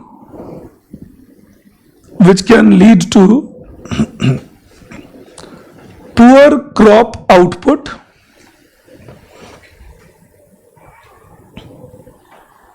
poor crop output. I'll just quickly give you one example you will recall. Last year in February, not this year, last year, 2023, in February, there was a sudden heat just before the wheat crop was to mature. And that resulted in hurting the wheat crop quite a bit. So if there is a sudden change in weather, which is not expected at that time, and that is before harvesting, say, that can also hurt my crop prospect. The water part is missing there. Okay, in the same thing, you write, it also includes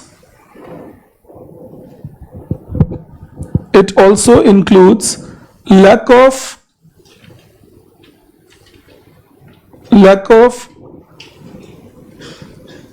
crop protection facility,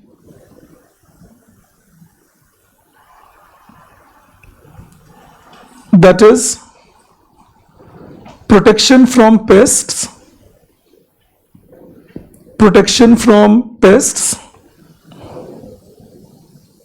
or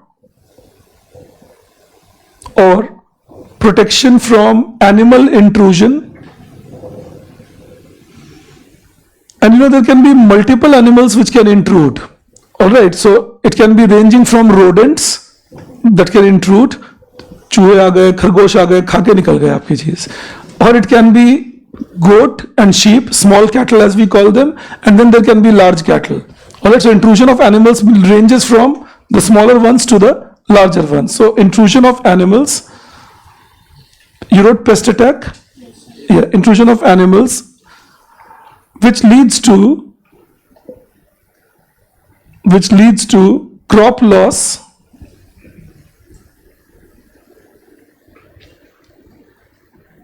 and also discourages sowing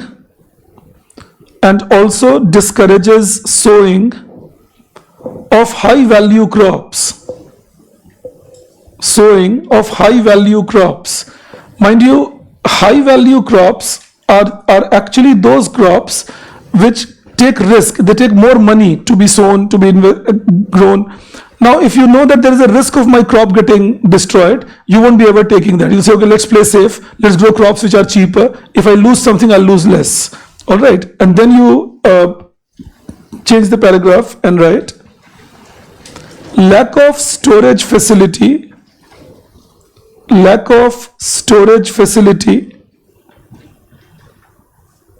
on the field creates the threat. Lack of storage facility on the field creates the threat of crop destruction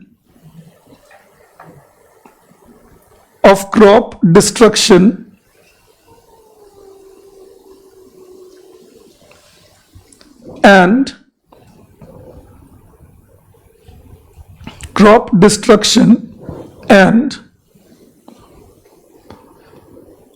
stealing of crop.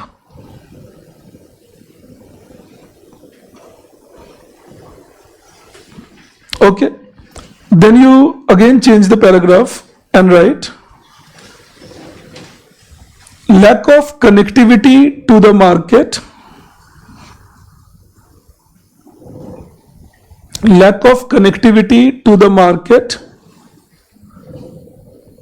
due to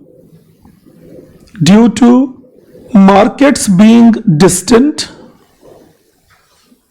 Lack of connectivity to the market due to markets being distant and markets not attainable because of lack of infrastructure,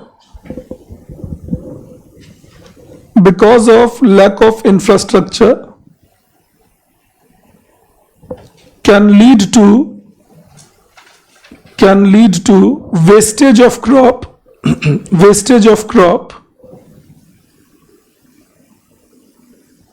and development of middlemen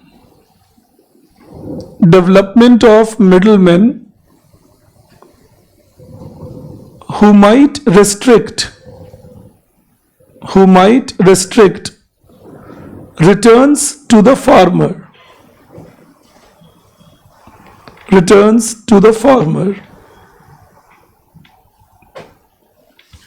Okay, you change the paragraph and write, therefore, upstream marketing challenges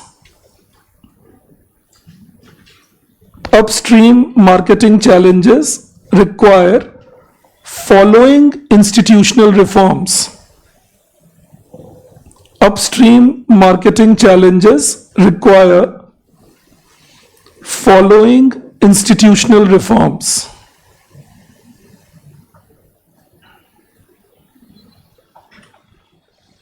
Okay, we take it as 1, 2, 3 kind of. So you write 1, following institutional reforms, and then you write 1, developing efficiency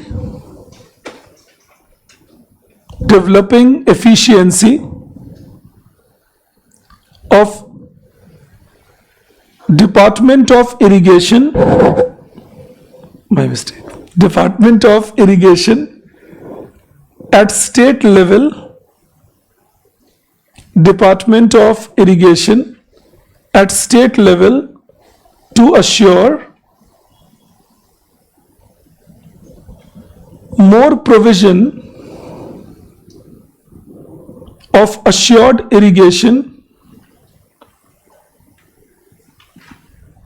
with efficient use of water. Okay, I'm just making you write a scheme. We will do this scheme when I teach you India after 91, but use this scheme as a reference point when you write this answer. Alright, ये scheme मैं आपको India after 91 में सिखाऊंगा. यहाँ इसलिए लिखवा रहा हूँ कि जब ये आंसर लिखोगे by chance, use it as a reference point. Alright, so you in a bracket you write PM कृषि सिंचाई योजना. PM कृषि सिंचाई योजना. KRI SHI कृषि SICHAYI सिंचाई YOJANA योजना. PM कृषि सिंचाई योजना, नहीं तो हिंदी में लिख लो कृषि सिंचाई योजना. अब देखो PM कृषि सिंचाई योजना में 2 इंपॉर्टेंट फैक्टर्स हैं actually, that's why I made you right it here. One thing I made you write it here, or one reason why I made you write it here is there is a term in it called per drop more crop. Alright, so for every drop there is more crop, that's water efficiency. Alright, in case you struggled with what I said this. आप इसको लिखते हुए एक बार लिख देना और फिर PMKSY लिख सकते हो. Alright, you can always do that. But करना क्या चाहिए एग्जाम में? You're writing this, then write PMKSY here, and then if you're writing it again, you can write PMKSY. The examiner has a reference point. Alright. Anyway, so coming to this, so there is one term called per drop more crop. So per drop more crop is one factor on water efficiency use. Another term in PM Krishi Sinchai Yojana is Har Khet Ko Pani. Every field should get the water. Which means what? That they're going for assured irrigation for all the field plus per drop more crop. And there is a good development we have seen. PM Krishi Sinchai Yojana started in 2015. At that time, 44% of total land area, agricultural area, was under cultivation, under irrigation, assured. Now the number has gone up to 53%. Under assured irrigation. Even this 53% number I'm giving you from March 24, so the number might have gone up a little bit more, but 53%, let's keep it there. So that is something where we have done better with respect to the facility of irrigation with the scheme. And the efficiency of water use has gone up because the area under drip irrigation, area under sprinkler irrigation, all that has become higher. Alright, so we will discuss all that. You bear with me right now. Mentally, I'm still India pre-91. It's just that this is a point that has come up. But keep it in mind when I teach you KSY, write those. If you're by chance answering on what steps has the government taken, that we'll do later, but what steps has the government taken to bring institutional reforms? You understand that in that case, you will have to talk about government policies, that what steps have they taken, please. Yes. 44% when the scheme began in 2015 to 53% now. Assured irrigation, I mean land area, net zone area under assured irrigation.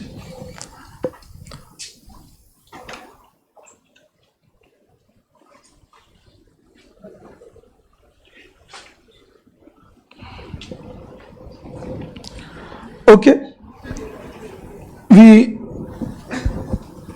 take the thing further, then you write, you change the paragraph and write. So this is first thing, first point. You can write it as the second point, that improve the state irrigation department. Now, why did I specifically name the state irrigation department? Because 95% of irrigation system in India is through the state irrigation department. So we need to make sure they perform efficiently. If they perform efficiently, we do get good irrigation support. Second point, then you write, assured irrigation can be achieved. I said something else. Okay, you leave that for the time being. You write this. Assured irrigation can be achieved also by reducing the dependence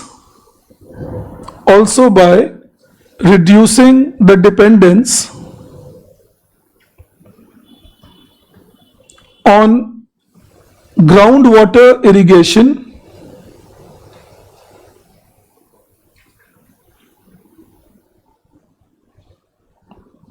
and shifting towards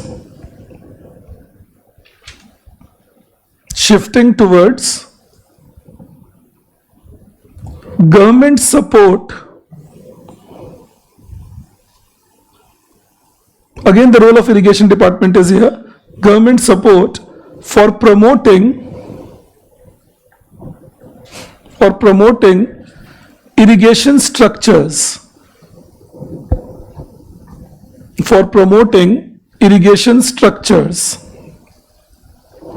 Like drip irrigation or new canals that you can make and so on, check dams, they are called irrigation structures. Then you write third,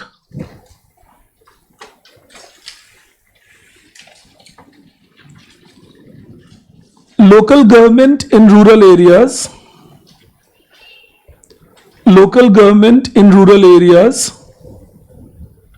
can be vitalized. Local governments in rural areas can be vitalized to assure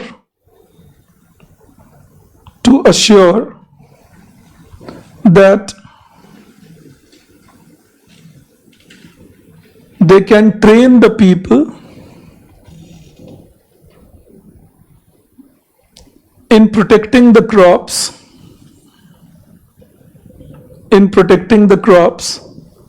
from pest attack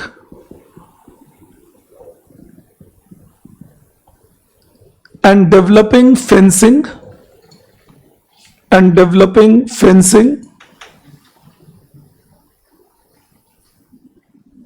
to protect from animal attack.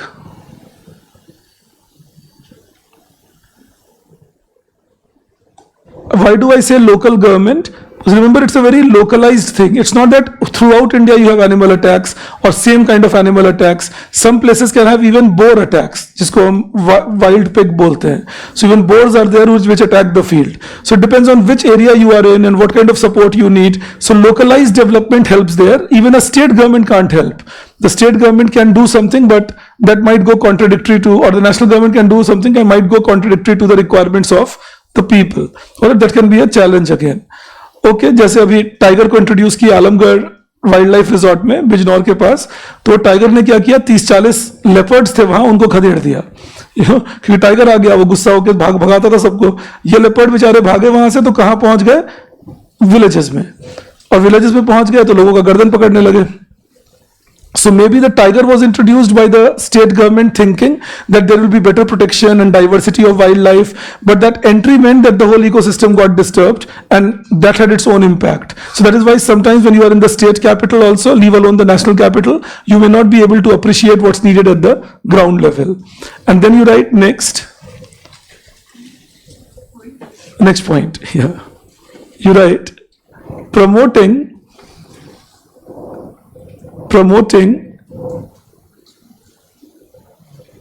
inclusion of storehouse construction, promoting inclusion of storehouse construction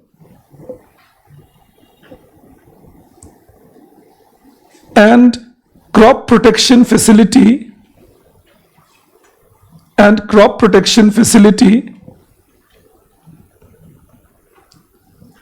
as a part of work permitted under Manrega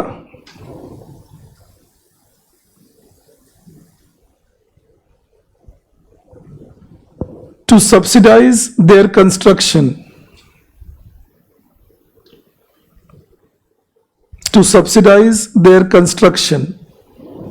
It's like I am a farmer, I need to produce or construct a storehouse. I need workers, I need to pay the workers. If that is allowed under Manrega, my villager, my local government, my panchayat can permit that. There can be a bigger thing constructed where small farmers can keep their products paying a small rent. You understand that? So that ways workers are also better used, a structure gets created, and small farmers get protected.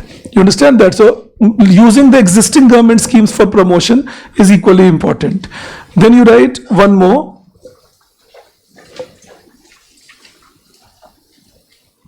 Expanding the scope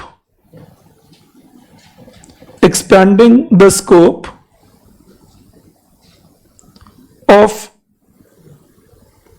communication development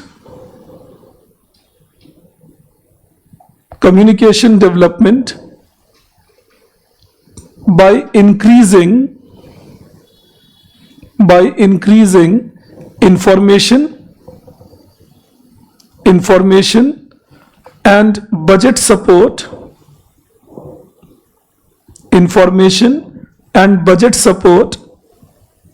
for schemes like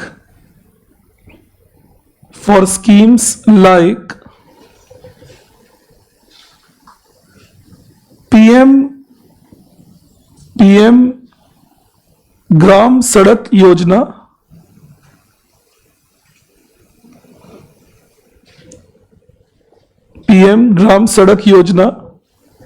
Now I'll tell you what I'm trying to teach you. If I can increase the scope of a PM Gram Sadak Yojana, what does it do? My connectivity to the market becomes stronger, and faster. So if I can increase the scope and the budget so that that scheme works better for me. So PM Gram Sadak Yojana or government programs like Krishi Rail and Krishi Udan,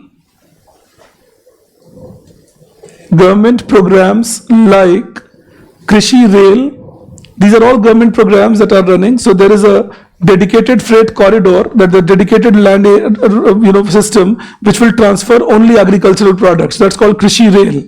So Krishi Rail and Krishi Udan, aircraft transfer for agricultural products, which will then promote production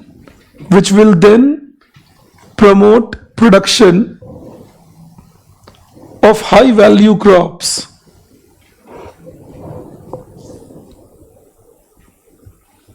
I'm trying to teach you something here actually while making you write this. What I'm trying to teach you is, if you write the remedies for anything that you are suggesting, you can always incorporate the already existing schemes and then write the remedies. So what that tells the examiner is that you know what are the schemes, you're asking them to be incorporated and expanded. Otherwise, suppose if I write that there should be better connectivity to the village. So the impression is, look, there is already a Gram Sadak Yojana going on, or there is a Krishi Udan. So maybe this person doesn't know, ye abhi bhi suggest kar rahe hain ki connectivity hona chahiye. So in your answers, you should generally try incorporating that, look, I know that this is happening, but I'm suggesting that this should be expanded in its structure, or more benefits could be given. So that will tell the examiner, okay, the person knows and suggests improvement in the existing things per se. I hope you got the message there, but do that, because that makes a difference of marks that you would finally land up with. Okay, that is on the things that we can do on upstream challenges in agriculture. Then you write the next point in institutional reforms. Third, sure. High value crops are like, say, flowers like rose, or flowers like say daffodil, which can be further used for making perfumes, etc. Okay, that is the high. Say, in fact, there can be exotic fruits. You understand that? All those are high value crops. I'll quickly just answer some of your friends' question online. I'll keep telling you the question.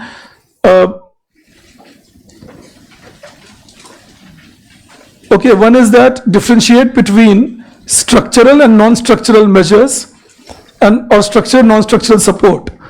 See, if I assist you in your answer writing just by correcting your answers and telling you, look, this could have been done, this could not have been done, that's a non-structural support.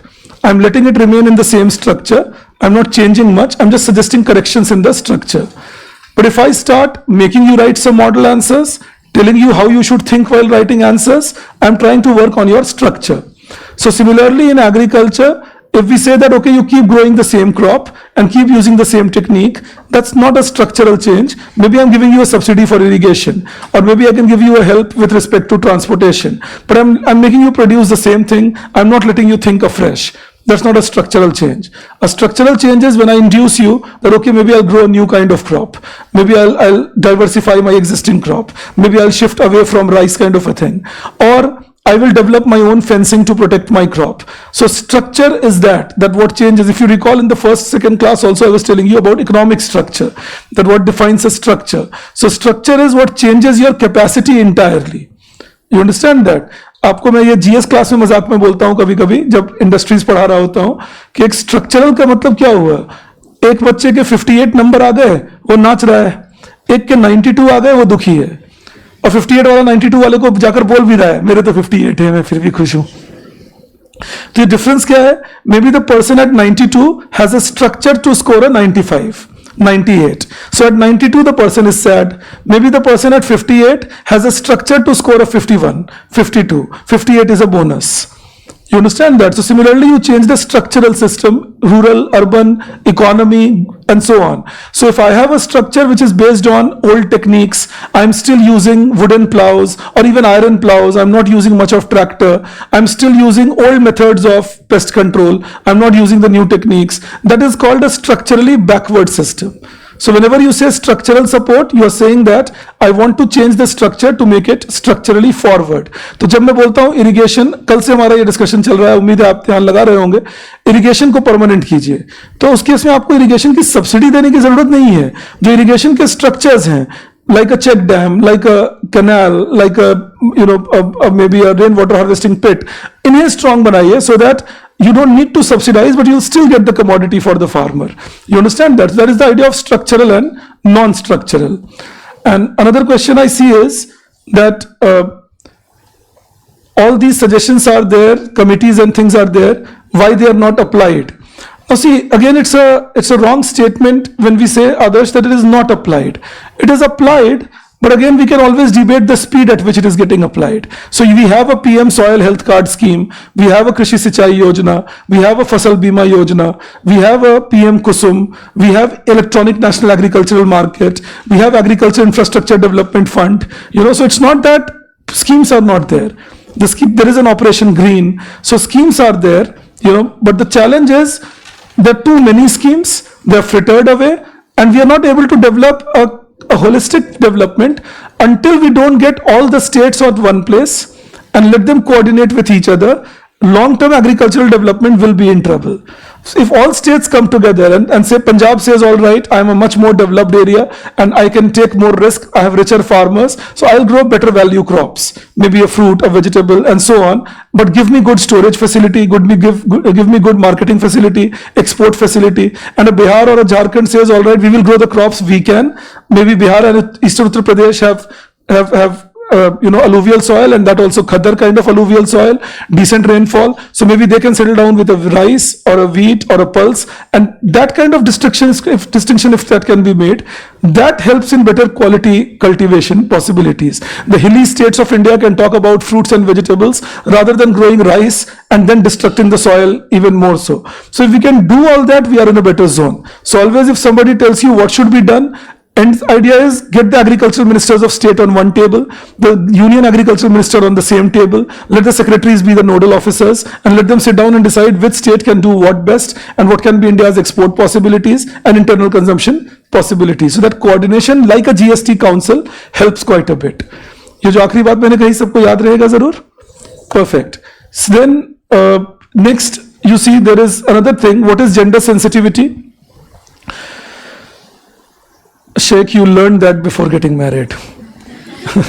But anyways, gender sensitivity is that you are sensitive that the other gender gets the right, whether male or female. So if they get their own rights, that's sensitivity. If you, then the next is about Montek Singh Ahluwalia gave the idea of transferring property rights to women. I will teach you downstream challenges, Rudransh. Abhi ruk jao. Nilgai intrusion is a big problem. I agree with you. Okay. एक सवाल है, मुझे लगा शायद आपको भी हो सकता है, आप शायद मुझे पूछे नहीं या आपको लगा जरूरत नहीं है. अपस्ट्रीम और डाउनस्ट्रीम क्या होते हैं? जब भी कोई पूछे तो अपस्ट्रीम का मतलब होता है whenever somebody says what is upstream, what is downstream. मैं आपको एक डिफरेंट एग्जांपल से समझाता हूं. So take petroleum industry. Now when you do exploration and production, that's upstream, क्योंकि वो शुरू में कर दिया आपने. And when you do refining, that's called midstream. And when you sell it in the market, that's called downstream. So everything is a chain. So beginning part of the chain, upstream. Middle part, midstream. Lower part, downstream. अब agricultural marketing chain की शुरुआत कहाँ से होती है? It doesn't begin when you reach the market. The marketing chain begins when you start production and then you cultivate, you secure your crop, take it to the market. So when you take it till the market, that's upstream. पहले से जो होता आ रहा है. अब market पहुंचकर जो आगे आप करेंगे, that will be downstream. You understand that? So that is the way you should always keep in mind. Even electricity को ले लो. Electricity generation is upstream. Electricity transmission is midstream. And electricity distribution is downstream. You understand that? So always take it as that when it reaches the consumer, that is downstream. Okay. Krishi Udan Yojana is giving airplane facility for transporting agricultural goods. I will answer this in detail, Harshita. All traditional methods are not unproductive, but traditional methods not learning with the modern changes will be unproductive. It's like you learn the Vedas, but if you learn the Vedas by just mugging them up and not understanding them, that's a traditional method of learning India used to follow. That's unproductive. That is the basic idea. Okay, I'll teach you the solution to disguised unemployment. Manju, you will have to wait on that. But again, when you talk about higher productivity, more food processing, integrated farming, अभी जो मैं आपको सिखा रहा हूँ वो बस evergreen revolution है. जब इंडिया आफ्टर 91 करेंगे तो भी और बहुत सारी बात करेंगे. We will talk about integrated farming development and so on, which is about what should be done to make agriculture more productive, what should be done to double farmers' income. So we are not debating that right now. We are only debating the challenges we see in agriculture and how do we make an evergreen revolution. Productivity enhancement plus the sustainability part. All right, but when you say disguised unemployment, agriculture में कैसे खत्म करें, वो एक अलग सवाल होगा, अलग से बात करेंगे. That is what will need better infrastructure, diversification of agriculture, promoting more cropping and so on. We'll go into that. You'll have to give me time on that.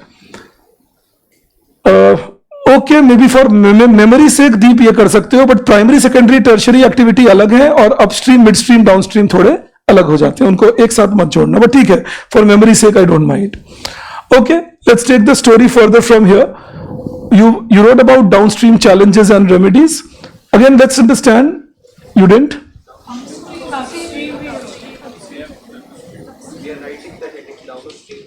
मैं बीच में अटक गया था, ठीक है. So you write downstream problems and remedies. Again, the remedies will always be institutional. You have to create institutions to remedy them. Now see, the downstream problems are typical. First is the challenge of market being controlled by few traders. That is one big downstream challenge, that the traders will cartelize the market. Why the traders cartelize the market? Because the traders are government licensed traders. So there are few traders in the market and these few traders can control the market. The second challenge that arises is lack of storage facility for the farmer after reaching the market. Cold storage chain, warehousing, that is lacking after reaching the market. The third challenge is that the drying and measurement and weighing facilities might be lacking. और drying मतलब आप crop तो गीला लेकर आएंगे, it's a wet crop. When you sell it has to be a dry crop, so you spread it so that it dries out. All right, so there are drying facilities in the market. APMC markets and all need to have that drying facility. So what if the drying facilities in the market are missing or absent? So market infrastructure goes weak at times. Measurement facilities are missing. Grading facilities like AgMark and all can be missing. So this is another downstream challenges. So when we talk about, and then there is one more downstream challenges, processing facilities may be missing. All right, because end of the day I sell and somebody is there to process, the value goes up for my crop. So we take it down, you write downstream challenges are challenges experienced by the farmer. Downstream challenges are challenges experienced by the farmer after reaching the market.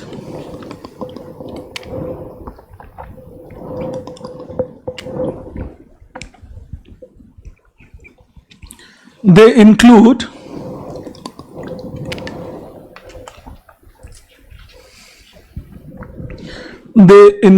and you write 1, cartelization by traders in the market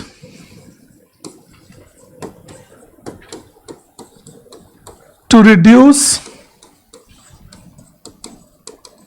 bargaining power of the farmer.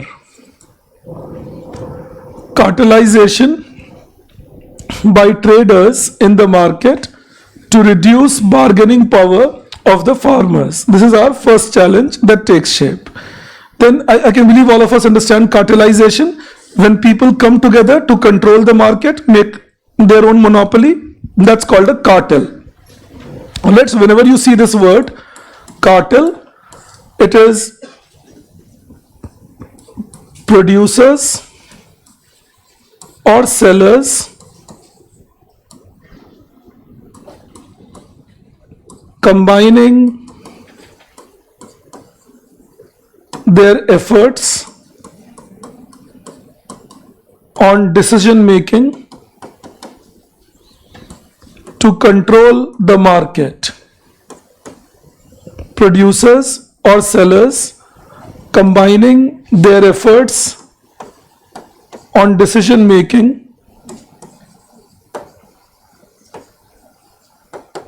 to control the market. Alright, that is the basic aspect here. Then you write the second point. Yes. How is it similar to? No, see, merger is different. Merger is a legal thing. You merge together so that you can be one firm.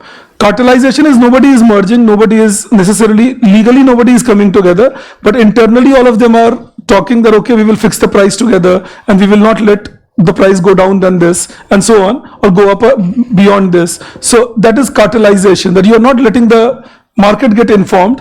Ostensibly you are all competing with each other, but actually you are together and controlling the market. All right. Yes, OPEC is a cartel, no doubt. The Organization of Petroleum and Economy and Control. Okay, you write this. Then, in fact, there is another cartel called CPEC, the copper producing countries.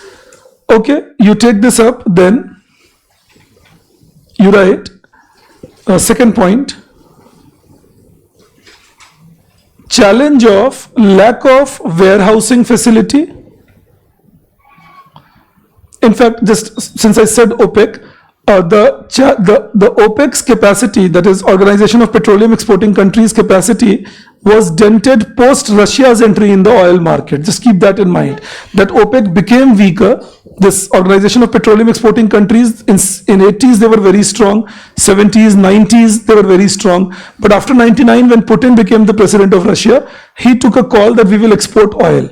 Before that, Russia was not exporting oil, it was used for internal consumption. So now when he started exporting oil, then OPEC's power started becoming lesser. Then by 2008, OPEC made Putin its friend. बोले चलो तुम भी आ जाओ, तुम मिलकर decide करेंगे सब लोग. So it goes like that at times. Okay, another spoiler is the Americans. They have a lot of shale gas, and that kind of sometimes interferes in the global market price. Just told you because I named OPEC, so I should be careful that you should know few things about it then. Okay, coming back to this, you write, so lack of warehousing, you wrote that? Yeah, warehousing and cold storage chain network,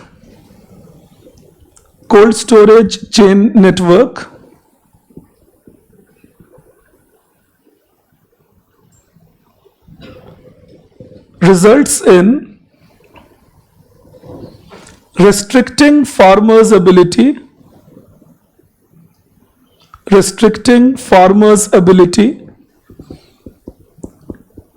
to prevent distress sale,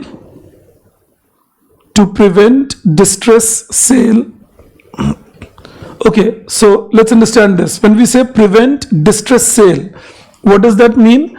That we are looking at the farmer's ability to not sell things, or commodities in distress because it will perish. Like I'm carrying a commodity and the traders tell me we are not buying it. Now I'm not having an option. I have to sell it to survive. That's distress sale. So distress sale, and also to earn credit,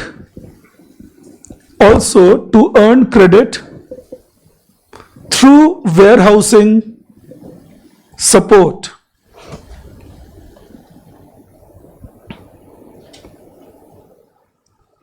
That's a simpler thing. I put my commodity in the warehouse. I get a receipt from the warehouse that this much commodity is there. The value of that commodity becomes my collateral if I go to a bank to take loan. You understand that? मान लीजिए मैं एक किसान हूँ, मेरे पास 10 quintal potato है, मैंने वो 10 क्विंटल पटेटो एक कोल्ड स्टोरेज में रख दिया. कोल्ड स्टोरेज ने मुझे एक रिसिप्ट दे दिया that we are keeping his 10 quintal potato. Now I can go to a bank and tell them, look, I am an owner of 10 quintal potato. You take that as a collateral and give me my loan for my next crop. You understand that? That is how warehousing facility can also give credit support to the farmers in the market. And then one more, you write, third point, lack of market infrastructure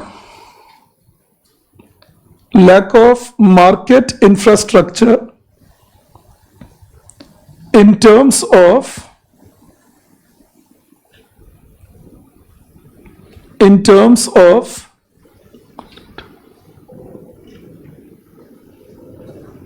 drying facility,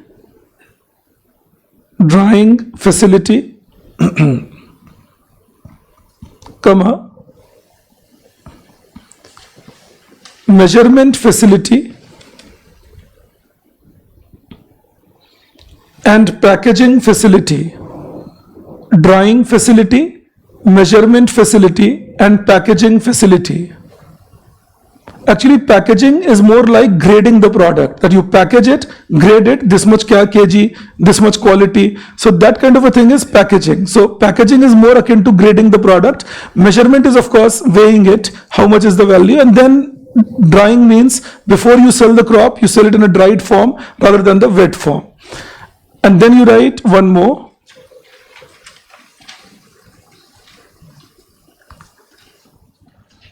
Lack of food processing units,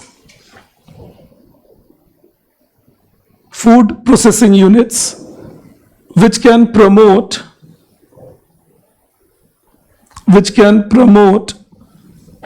not only higher demand,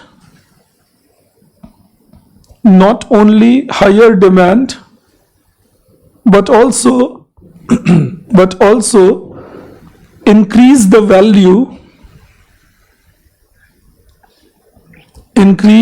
value of agricultural product.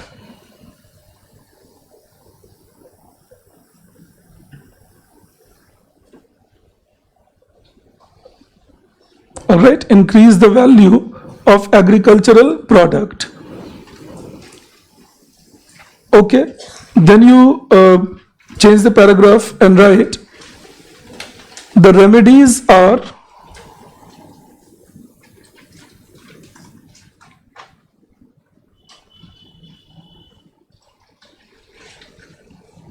and you write 1,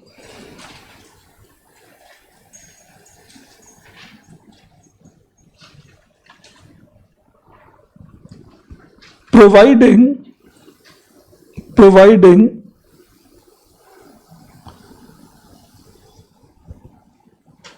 diversification of markets,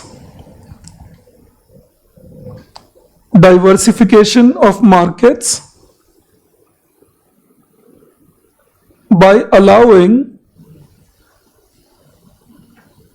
contract farming with laws to protect the farmer,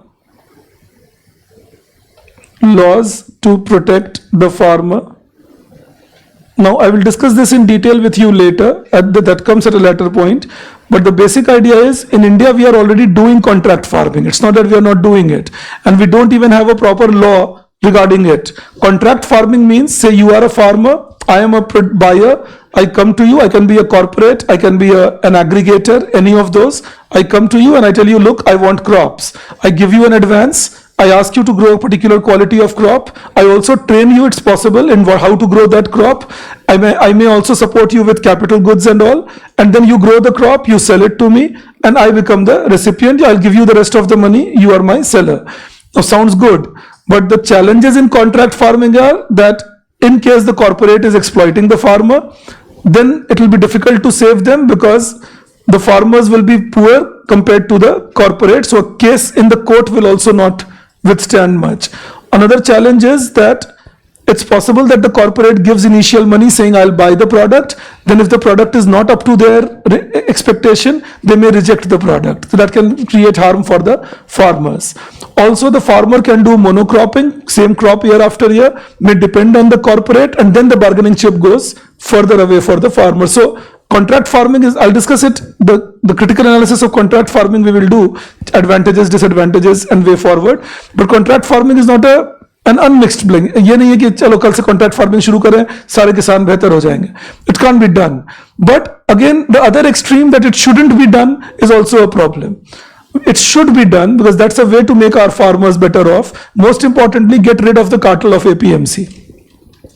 Otherwise, the cartel remains a lot. In the same thing you write, and giving licenses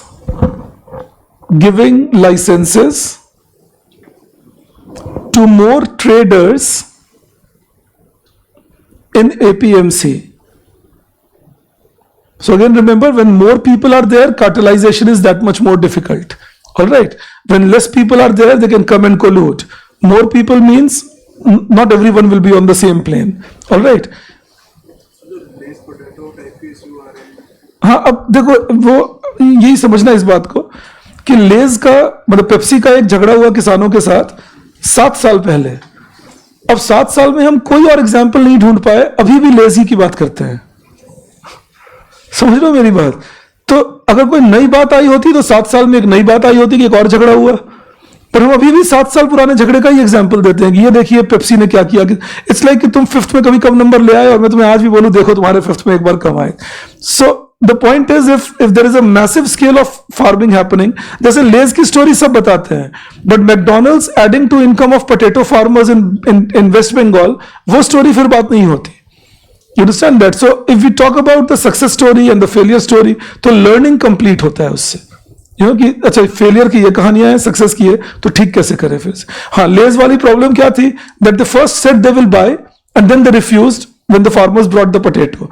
उन्होंने कहा कि आपके potato में moisture content ज्यादा है, तो जो chips हम बनाएंगे वो ब्राउनिश हो जाएगा, तो हमारे कंज्यूमर्स उसको खराब मान लेंगे. ठीक है, पोटैटो में ट्यूबर कहते हैं जिसे, तो मॉइस्चर कंटेंट 75% होना चाहिए, उनका मॉइस्चर कंटेंट 80% हो गया था, तो डिस्प्यूट हो गया. अब इसका तरीका क्या है? ए, what exactly is your specification should be told in advance and you can't reject the crop if you have not told it. B, whatever is the condition, you cannot reject a minimum amount of crop. इतना तो आपको farmer को देना ही होगा. तो अगर ये अब, लेकिन ये प्रोटेक्शन कहां से आएंगे? जो मैंने कहा, एक कानून बनाना पड़ेगा. उसी कानून को कॉन्ट्रैक्ट फार्मिंग एक्ट बोलते हैं, you know, which is a missing link in India. All right, so that is the point we need to work about. Okay, you write the second point.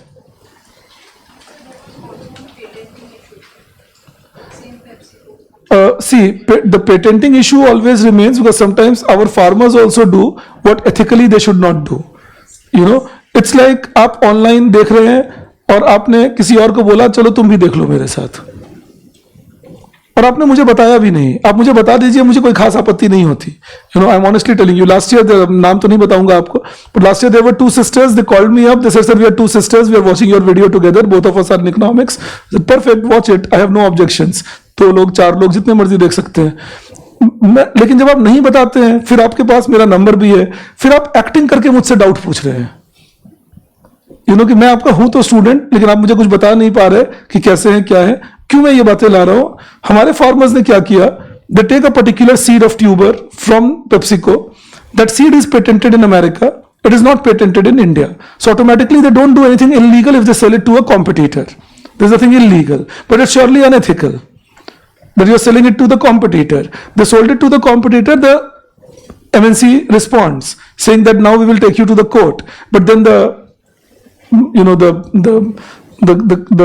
support system goes different and the government acts different. तो वो चीज वहीं पे दबा दी गई, बात खत्म कर दी गई. बट अगर सोचा जाए तो ये हमारे किसान भी एथिकल बात नहीं कर रहे थे. तो अनएथिकल बात करने से मैं हमेशा ये बोलता हूं that poverty cannot be an excuse for being a thief. It's a very, maybe I'm not poor, so I don't know. मुझे एक दिन किसी ने ये भी कहा था, तुम गरीब नहीं हो, तुम्हें समझ नहीं आता. हो सकता है, मैं मान सकता हूं, लेकिन कभी तो गरीब था जब छात्र था. क्योंकि छात्र में तो आप सब गरीब हैं. When you are a student, you are all poor. When I was a student, I was poor. I could not ask for money beyond a limit from anyone, and I was earning my own money doing few things. आपसे इसलिए ये बातें समझाता हूं that there are many poor who are trying to live their life very honestly. So when you try justifying poverty as a method of people doing wrong things, you are then instigating everybody who is poor that come on, let's have it. Let's have a chaotic country. कि आप जिसको जहां मन कर दिया चाकू भोग दो, ब्राजील बन जाए चलो हम लोग. ब्राजील में ऐसा होता है. The police comes to you first day when you are on a visit there. मैं खैर वहां घूमने नहीं गया था, स्टूडेंट एक्सचेंज प्रोग्राम में गया था at Rio de Janeiro. First day they visited and they told us, map पे प्लेसेस मार्क कर दिए, बोले यहां अगर आप गए और आपको कुछ होता है तो हमारी जिम्मेवारी नहीं है. तो उन्होंने पहले ही बता दिया था कि आप इन जगहों पे नहीं जाएंगे, because you could be killed for a Reebok. That is what people could kill you for. So they said that. I'm talking much far behind. I'm talking around 22 years ago. But that was the situation. तो वो situation कब आती है? जब आपने chaotic situation बना दिया, anarchic, यानी उसे ठीक है गरीब है तो कर सकते हैं कुछ. अगर आप गरीब को ट्रेन करें, strengthen करें, और अमीर को समझाएं कि तुम लकी हो इसलिए अमीर हो, तो मदद करो इनकी. अगर कॉर्पोरेट्स एक्सप्लॉइट करें तो उनके पनिशमेंट की स्ट्रेटेजी हो. So if we do that, that's what a framework of a law is, no? So once we do that, we will have a more evened country. That is my point. Okay, you please write this down. Then you write, you completed the second point.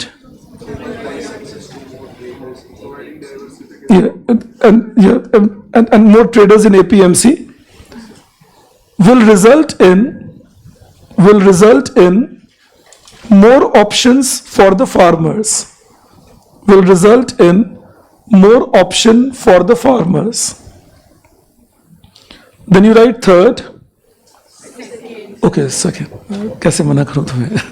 You write, government can use its organizations. Government can use its organizations like National Agricultural Marketing Federation, it's called NAFED, like National Agricultural Marketing Federation,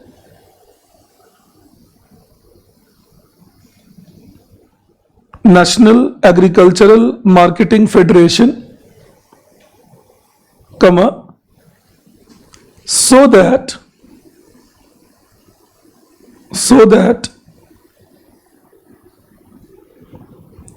there can be procurement from the farmers. There can be procurement from the farmers regarding there can be procurement from the farmers regarding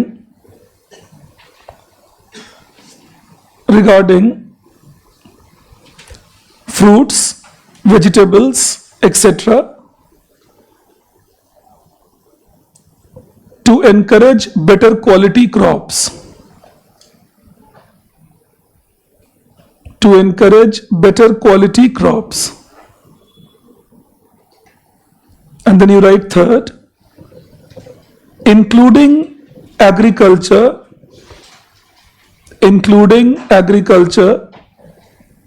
under national logistics policy, including agriculture under national logistics policy to promote storage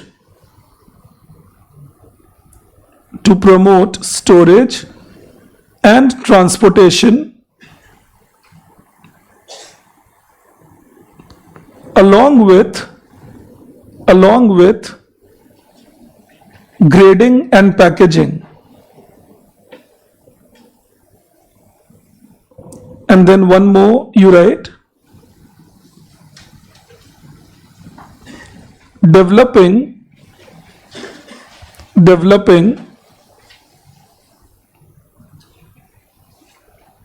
higher possibilities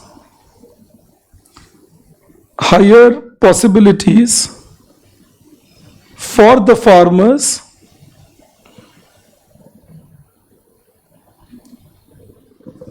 to operate, make it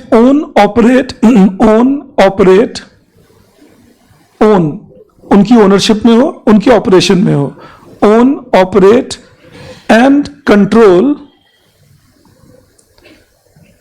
food processing units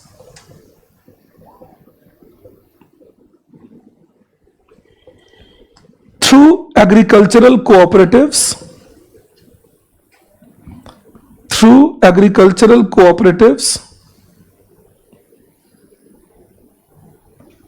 or farmer producers organization, through agricultural cooperatives or farmer producers organization. Okay, you just give a heading for today where we will stop. The heading is the last thing to do for institutional reforms. You write provision of extension services to the farmers. Provision of extension services to the farmers. So we'll begin from here. As I see you tomorrow, we'll meet again same time. Yes. Fourth point. Okay, I'll see you then. Thank you.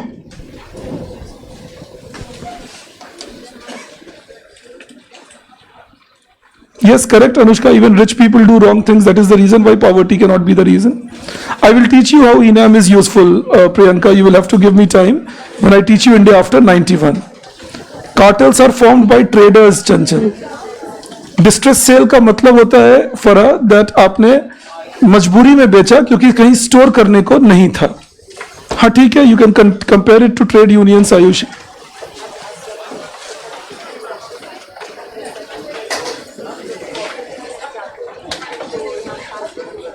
Loss occurred for contract farmer can be a downstream challenge, Bomi Sethi. Thank you, all of you. Thank you, Gauravi. Thank you, Sahil. Bye-bye. Provision of extension services, Deep. Provision of extension services. Thank you, Chanchal. Bye, Sheikh. Thank you, Rajat. Perfect, Pratibha. Thank you. Yes.